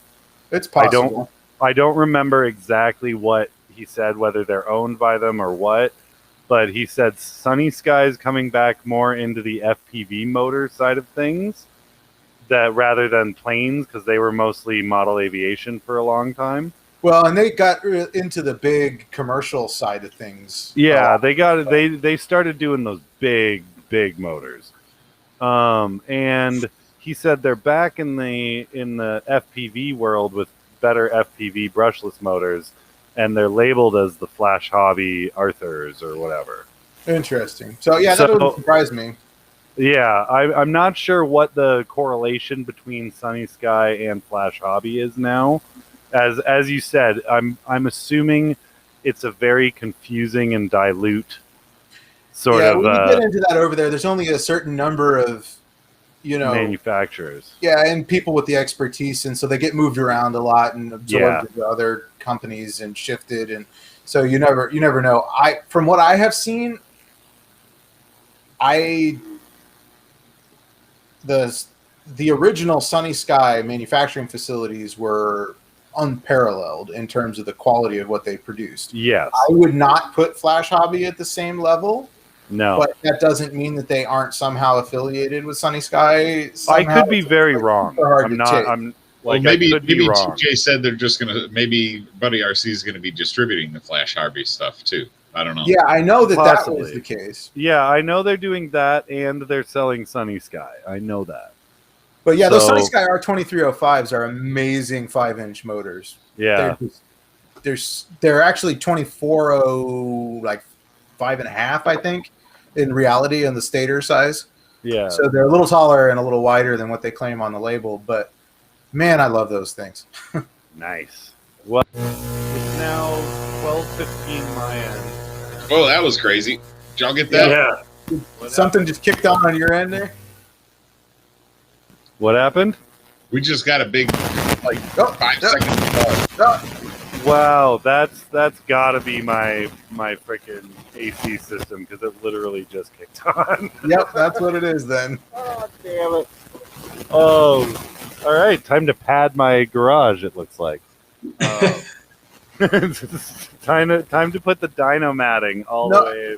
No, I think what you need to do is put a ground lifter on your mixer or whatever you're using to run that XLR into your computer. You've got a ground loop problem. This thing. Yeah. Yeah. I think that's quite possibly an issue because that's or just move it physically to a different spot.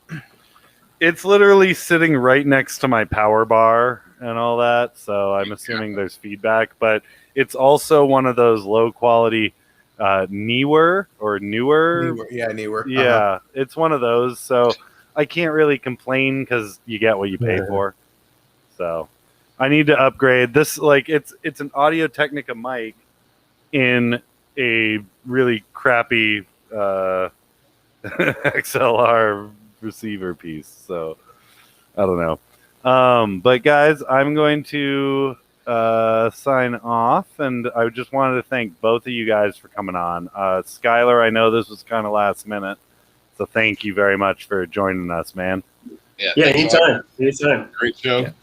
And Ryan, always a pleasure having you help explain things, because I know a lot of our viewers tend to be newer guys trying to like dip their feet in the water, and this stuff can be super intimidating. Like Dave Nelson, the guy who won the FPV therapy prize of pretty much the starter set for FPV.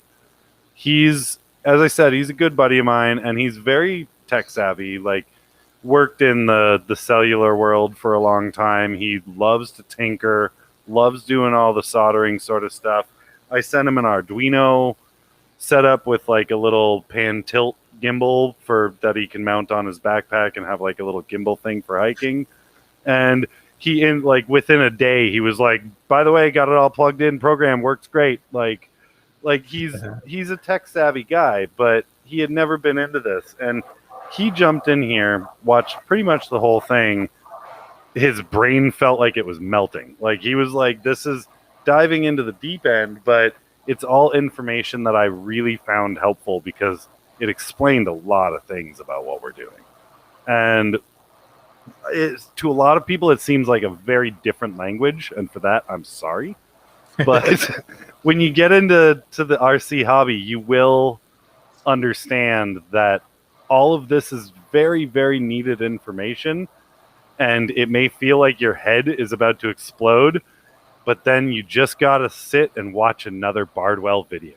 Yeah, it's one of those things that I love about the hobby, right? Because you can go into it that deep. And, not to flog a dead horse, but like that's why I think that there is such a market for the DJI drone, right? Because there are people who want to fly without doing this. Yeah, exactly. And that was a Bubby FPV taught his mom how to fly with the new DJI drone, and Stacy loved it. Like I talked, she had a blast, and he's obviously like epic pilot extraordinaire, and she's his mom that had never touched a drone, Right. So it's good for those people starting out, and I think that's a wonderful thing. But I also think they mismarketed it as the FPV drone, because literally every FPV person out there that knows FPV well has been like, I crashed it, it's broken, I hate it. Yeah, I mean, that's not what I've seen from the people that even Bardwell was very positive on his review. Bardwell was, yes, I agree. Even though he crashed it and broke it. I don't think that they mismarketed it. I think that our hobby mismarketed it to themselves. Agreed. Very much. I don't think that was their intent. I think that our hobby saw FPV in the title and jumped all over it in ways that DJI never intended. Yeah. I think that DJI had probably seen a lot of feedback about wanting more speed in some of their quads. and the ability to be able to record high definition to keep up with some of these other, because honestly, you need an FPV quad to keep up with the drift quad or to keep up with motorcycles. Yeah. So, I mean, to me, I see this being a tool for people who do video broadcasting, who do cinematography. Yeah. This would be a great one for maybe not motocross. I mean, I haven't seen how fast it'll go yet, but it does about 90. So, but nice. monster trucks, things like that aren't crazy fast. It's going to be a damn useful tool, and I see a lot of people getting them. I mean, I would get of all the DJI products that are currently out or have been released, this is the one that I would probably buy if I was to buy a DJI. But it's not the one you're going to be flipping around as a freestyle drone, right? I mean, it's like you see everybody complaining about the durability. It's like, do you complain about the durability on like the Mini 2 or the Mavic? Like, it's just exactly. Well, and you're not supposed to be punching it through tree gaps, right? You're not supposed to be doing that. You're not going to be trying to do Matty flips in it. Even the tuning software I heard is very limited, just because it's not intended to be. What we're flying. I think the software side will improve as they get along. I mean, obviously this is the first edition of it. And again, as we mentioned, you can have a test of 15, 20 pilots, right? And be testing it. But until it actually gets out there, it's limited. You're not going to know what's up. Right. And my understanding is it's fairly easy to repair as well. Yeah. I mean, the guys who broke it down said it's clearly repairable, built with repairability in mind. Right. Like all the other DJIs, they said you need a special pry tool to release some locking tabs and stuff. This one, they said that wasn't required. Yeah, screws only, except for one cover, I think they said.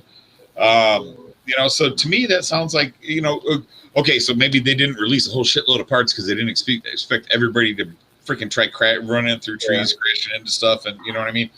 And a lot of pilots, I think it's not as responsive as what they're used to either. Because what I'm seeing is in the power loops, people are lagging behind. They're coming really close to the ground. Like, right. Well, I mean, it's a heavy quad without a huge powertrain. Like, again, it's not designed to be. It was designed for a very specific purpose in mind. So, right. So if you're going to go out and try to fly it like your current freestyle rig, you're not going to have a good time. I mean, I do like the gimbal. I like that. From what I understand, you can turn it off, which is awesome because well, it automatically turns off if you go into manual mode. Okay. I was gonna say because that'd be kind of tough with your gimbal absorbing, trying to remember which way you need to move. But it's the nice thing is you can adjust the angle manually in manual mode, and it reads out the angle on the screen as you're adjusting the angle. Yeah, I saw that actually. Yeah, like I said, I don't think it's horrible. Like, I think you're right, Ryan. I think people saw the word FPV and they relate it to what we're doing now, and automatically assume and they're right. It's not going to do what we do now, but that's their perception. Like, I actually saw a guy on a video interview talking about he felt that it was marketed wrong purposefully, and he's like, it shows them flying through gaps, and I'm like, well, you absolutely can fly through a gap. I said, did you show you reverse orbits or freaking power loops or anything? Right. No, it showed you flying through a river gap or ocean gap, and some stuff like that at a fairly high rate of speed, which is 100% achievable with the drone that they have. There's zero false advertising in that. Yeah, and I mean, I think, of course, they're going to embellish it for the ad material, right? They're going to want the demographic they're shooting for to think they can do that. Like, that's fine, but I don't think they're actually like.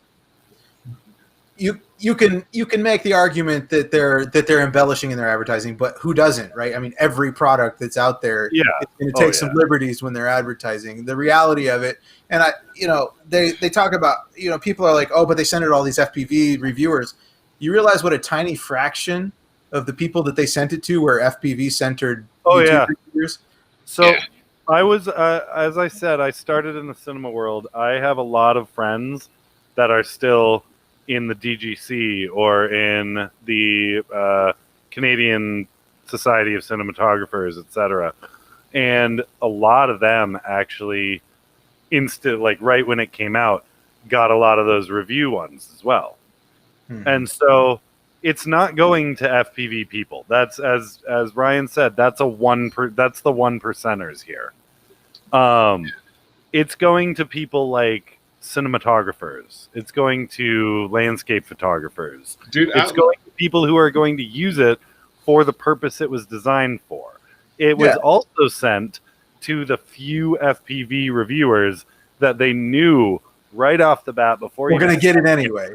We're going to trash the hell out of them. And they knew that those guys were going to go buy it anyway, right? And they sent Barwell too. They sent Nurk too. So they knew they were going to trash it. Yeah. And it's unfortunate that our community tends to be so picky, divisive, reactive, trolly. Yeah, right. I mean, emotional would be the word. Emotional. But it's unfortunate to see the reaction. I think it gives FPV the reaction that has happened gives FPV a bad name for those outside who are seeing it. Like those guys from the cinematography community who are coming in and looking for help, in some of the DJI FPV labeled media outlets are getting just a really, really bad perspective of what FPV is, unfortunately. So to be honest, I thought it would be an FPV competitor for the Skydio too. So I was expecting more sensors and a little more AI involvement with it. So as far as that's concerned, I was a little underwhelmed. But you just wanted a follow me drone? You can get no. Like to be able to, like they're advertising you can use this hand joystick to turn sideways and kind of float and chase something in front of it, right? So you're looking them, but you're flying backwards. But it would be nice to have those rear sensors so you don't hit anything, right? Like the Skydio can do that backwards tracking just on a tracking chip, right? Right. Because it has all the 360 sensors. Right. And but it doesn't have this is their first shot at it, right? So I'm sure we'll see version 2 down the line with additional features. I tell you, I was really tempted to buy a Skydio. Yeah, that's a really cool looking one. If I was going to get an AP, they're so loud probably though. Would be the Skydio. They're so loud though. The Skydios, like every time I've seen somebody fly it or seen videos of them, they're just like they're yelling over the prop noise to talk to the camera. Like they're like, "It's a great drone. It flies so well." It's like, oh my god. I wonder if you could fix that with just putting different props on it, though. Yeah. I wonder if I'm wondering if it's just proprietary props, and so that you can't put different ones on. Well, that's possible. I don't know. Yeah. DJI and I think the difference is, doesn't Master Airscrew make some DJI props? Yes, they do. Yeah. But I think one of the big differences, and I don't know this 100%, but I would guess from what I have seen that DJI is using FOC ESCs, field-oriented control, and I would bet that Skydio is probably not. So that makes a huge difference in the underlying noise level of the setup. So you can get way quieter control with field-oriented control than you can with standard trapezoidal drive mechanics. Sounds like you need to work for Skydio. Yeah, exactly.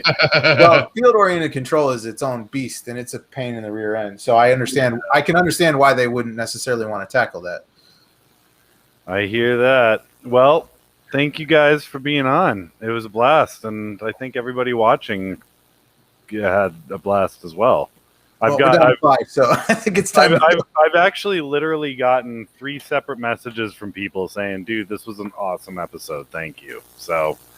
And we're not even done yet, so I'm assuming we'll get more later. One parting shot.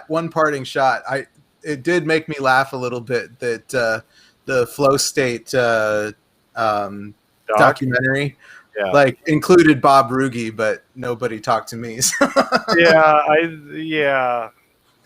Nobody talked to me either, man. I feel left out. Like all of our friends were going out filming scenes for this epic doc. All the best people. Why did they talk to me? Yeah, exactly. Well, I'm some no name who only has 200 subs. Why didn't they talk to me? I'm perfectly okay with the fact that they didn't talk to me because it makes me laugh a little bit, but because I intentionally have stayed low profile, right? Like, Yeah. don't put my name out there. I work behind the scenes. Like, I'm not visible in the hobby. I don't know. You've got a few Bardwell videos out there. Yeah, but at the same time, they're like footnotes, right? I mean, Yeah. they're like Bardwell and Ryan. Like, Yeah. like, I don't care Bardwell that- and guy who can explain stuff to Bardwell. right. So like, it doesn't matter. Like, to me, it's just it's funny because I think that a lot of times when you're looking at history like that, you are seeing who was visible, not necessarily who actually made a difference. Oh, very much so. Always. Because, like, I mean, I don't want to sound like I'm overemphasizing my importance in the hobby, but from where I have had the opportunities to interact with people in this hobby, I feel like I have made a significant difference in certain elements in this hobby that moved it forward in ways that most people probably aren't aware. Right. Yeah, very much so. Like, a lot of the testing that I did in Mini Quad Test Bench had a fundamental impact on how manufacturers created power systems for our hobby.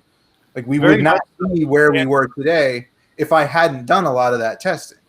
Yeah, Yeah, and Dan and I both share mini quad test bench website. Whenever people are asking about, what kind of motors they should get, what kind of props they should get for well, rig. even aside from the people, like, what you have to realize is that manufacturers were looking at that data. Yeah. Oh, yeah. Like, 100%. like when Emax put out that red bottom motor, the initial red bottom motor, like, the data that my site was able to gave that motor legitimacy. Yeah. And it showed that motor was more than just hype. If I hadn't been able to quantify that at that point in the hobby, that motor could have just disappeared. Yeah. And the entire trajectory of drone motors would have been dramatically different. And would have just stayed 2205, 2300 kV. Well, and people would have said, "Oh yeah, it's just hype," or "Oh, the current draw is so high, it's not actually doing anything useful." I like my batteries not to die, and it could have just faded off. We saw a lot of that before I was able to test it. Then I was able to test it and say, "No, look, this thing is producing, dramatically more torque than anything in its weight class." Yeah, exactly. Well, I tell you what, I'm happy more manufacturers now have that secret sauce to put out like a semi-decent quality motor. So there's not a whole lot of garbage on the market, even at the lower price ranges. Right. We've all kind of settled on this performance range that was really, honestly, largely defined by that Emax 2205 when it first came out. I mean, that was the defining motor for our modern paradigm on motor design. Yeah, I agree. Yep. Yep. I just sent my last one. This is my first Martian freestyle frame, or Martian. Actually, those may be the versions 2s, because the version 1s, the original ones had the aluminum shaft. Yeah. I just sent my last set of Emax red bottoms and the spare bells I had to a buddy of mine who burnt out one of his and was just like, "Anybody got any bells for an Emax?" I was like, "Hey, I'm sending you 2 full motors and a couple of bells. Enjoy." So they're great motors. As I said, they're one of my favorite all-around cheapo motors that you can get. Because some of them break, some of them fry it at some point. But was that me that sent you those? What? Was that me that sent you those? No. Because I sent 2205s and a couple of bells to somebody, and I can't remember who the hell it was. Shan, maybe. Might have been. Was it Shan? Because he was asking for them a couple months ago. It might have been. But I love those motors. But yeah, man, thank you for all you do in this hobby. Because as I said, I've shown a lot of people, and mentoring with FPV builders and all that, I often end up bringing up your page at some point or another and be like, "So you don't want to jump onto a 6.1 prop pitch with these dinky little motors. You want to look at this chart, look at this, and see what those motors can handle with certain things." and it's data that none of us would have had. And it really made a difference in the R&D. Like the T-Motor F series would not exist. Yeah. They were botching the first couple of releases on the F series, and I worked with them extensively to improve that line of motors between the first F motor and the second F motor, like night and day difference. Yeah. William Perry actually messaged me during this asking, he said, if you guys ever need T-Motor specs, to hit him up and he'll list them off, because I think it was around the time where we were like, are they 2306 or 2205 or what? Yeah, like, 2207. That is my biggest pet peeve with T-Motor.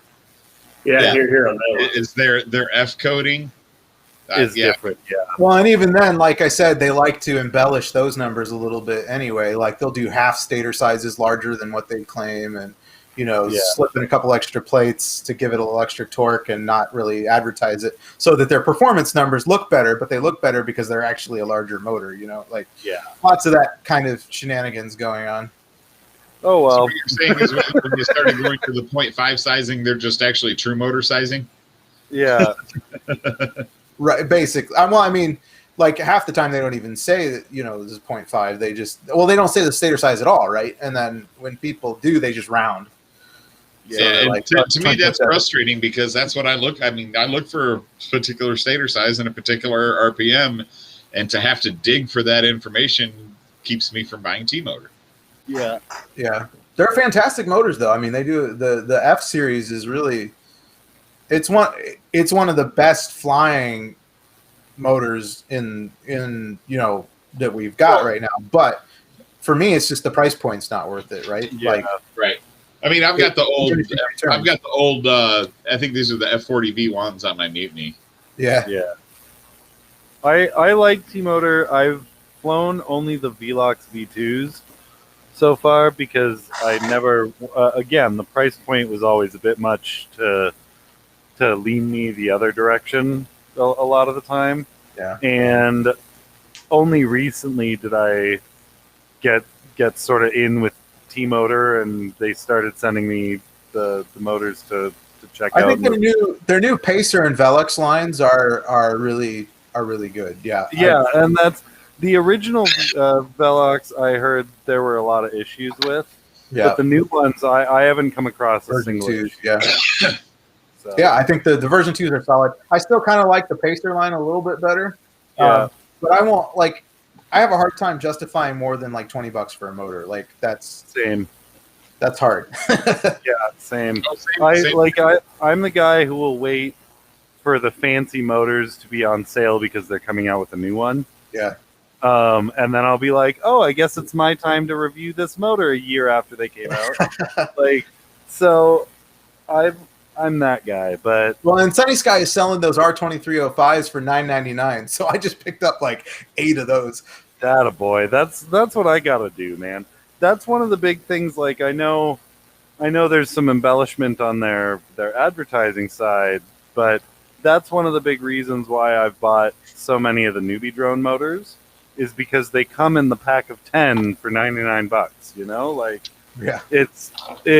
And you can't even if there's 1 or 2 defective ones in there, you still can't beat that price.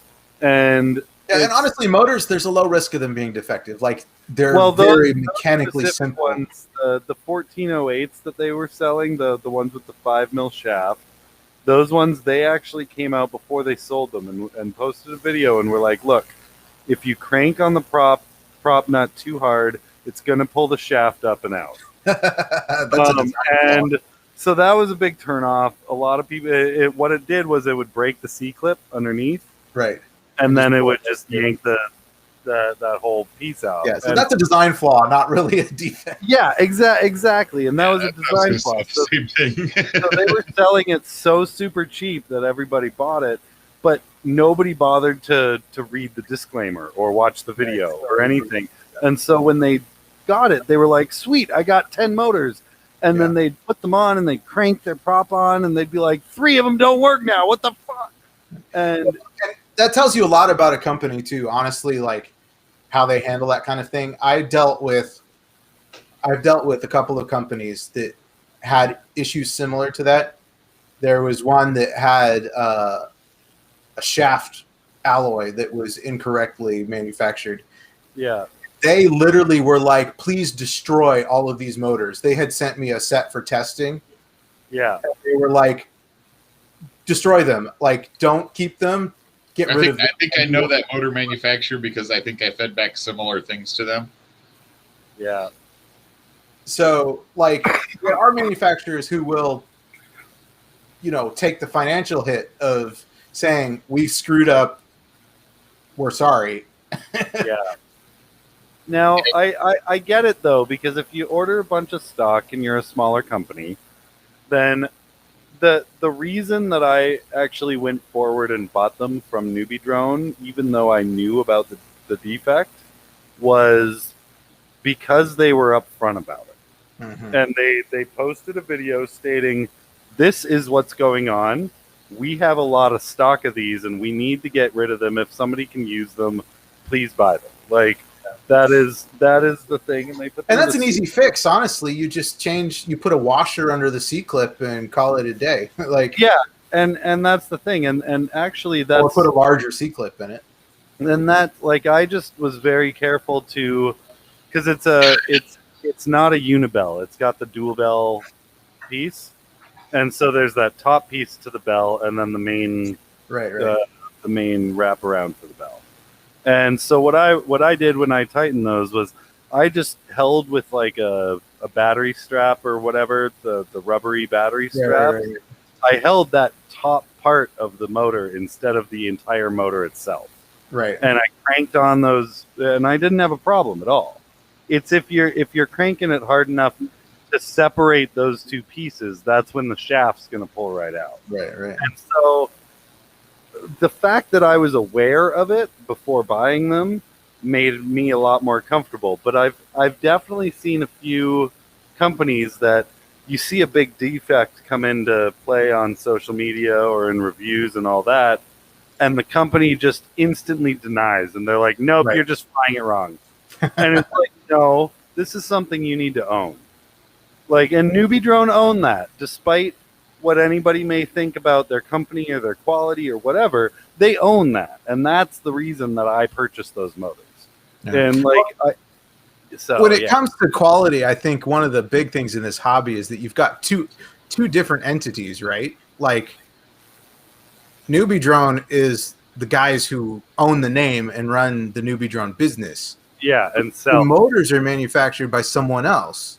Exactly. The electronics are manufactured by someone else. So you have this disconnect where sometimes the company itself may be saying things or doing things that are just what they've been told by the company they're dealing with to do their manufacturing. So, like, I try to not be too hard on the company itself, on the individuals themselves. Yeah. Because a lot of times it's just a common issue of misunderstanding. Like they've been told something that isn't true, and they don't know enough to be able to go and push back against their manufacturers. Because let me tell you, these Chinese companies will take advantage of anyone who is ignorant. Like, they're going to sell you whatever they think that you will buy. It has nothing to do with the reality of what. If you just say you want a hollow shaft, you could end up with a pot metal hollow shaft. Right. Yeah. So you have to be very specific, and even if you ask for what you think you're asking for, like, they'll tell you one thing, but you better know what you're talking about and be able to verify it, because you're going to be in tough trouble if you don't. Yeah. So I think in particularly when it comes to deceptive marketing, I think a lot of these companies are going with what they know, what they think they know, and like just asking for something. The Chinese company says, yeah, we can deliver that. Yeah. Like N55H or N55SH magnets. Like, yeah. They say, oh, yeah, let's do this. And the Chinese company says, sure, here you go. And they sell them something that's N55SH magnets. Yeah. They don't necessarily know that that's not actually a thing and that somebody's selling them marked up magnets that are exactly the same as something lower rated. Yeah. With a different label on them. Yeah, like, I mean, they're probably honestly N50 if you're lucky, right? But that's, I'm not faulting necessarily Newbie Drone for saying that. They're just saying what they've been told by their manufacturer. Exactly. I'm more laying fault at the manufacturer for being willing to sell something just with the name scratched out and changed on it, which literally, if you look up some of the data sheets these Chinese companies are using, they literally went in and drew a white box over the N50 or whatever it was and typed in, not even in the same font. Like the data sheet that they provide is like literally they went in and whited out the rating and wrote in a new rating, and it's not even subtle. It's like, oh, wow. It's a MS Paint edit. Yeah, right. exactly. Like you didn't even try. Somebody pulled out the actual old school whiteout for that. Right. Like the liquid stuff. But yeah, that's one of the things that I found a couple of motor manufacturers are fairly trustworthy in that aspect. And my experience, like I said, I've only been in contact with a couple of motor manufacturers, but the ones that I've been in contact with have been very good. Their customer service has been awesome. So it's everybody's getting better. Like I said, I love that the bar is increased a little bit and the prices are still kind of maintaining. You still got a couple people that are throwing these $30 motors out there. Right. I'm not a big fan of the wet sump motors. Like I get it if they're giant, like if they're big motors. Like I get the price if it's bigger than a 5 or 7-inch motor. That's fine.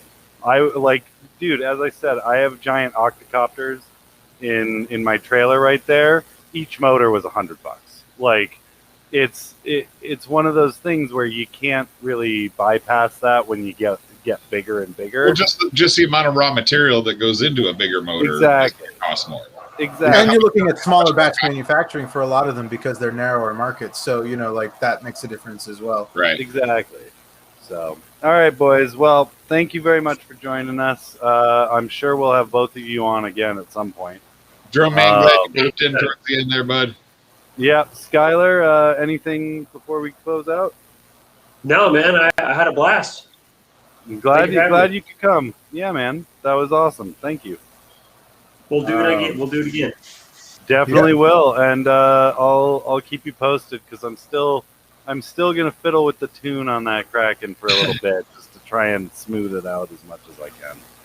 I think you're going to run into limits with those motors, though. The only way you're going to get a decent tune on that is to change the powertrain.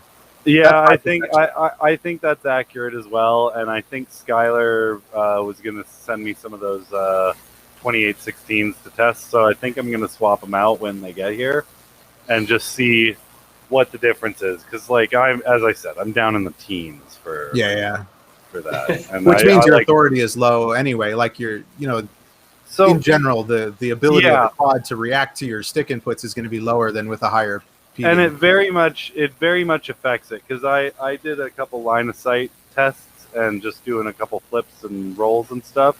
And when you flip and roll, when you're doing it line of sight, you literally see the props almost stop on one side. Yeah. And it's like, okay, if this goes any lower, they're legit going to stop. You've reached the physical limits of what that mechanically motors can do. Yeah. So, all right, boys. Well, have a good night. Thank you, everybody, for watching, and thank you guys for joining us. That was awesome. Yeah, Skyler, Ryan, stick around for just a sec. Yeah. You guys stick around. I'm going to click the end stream.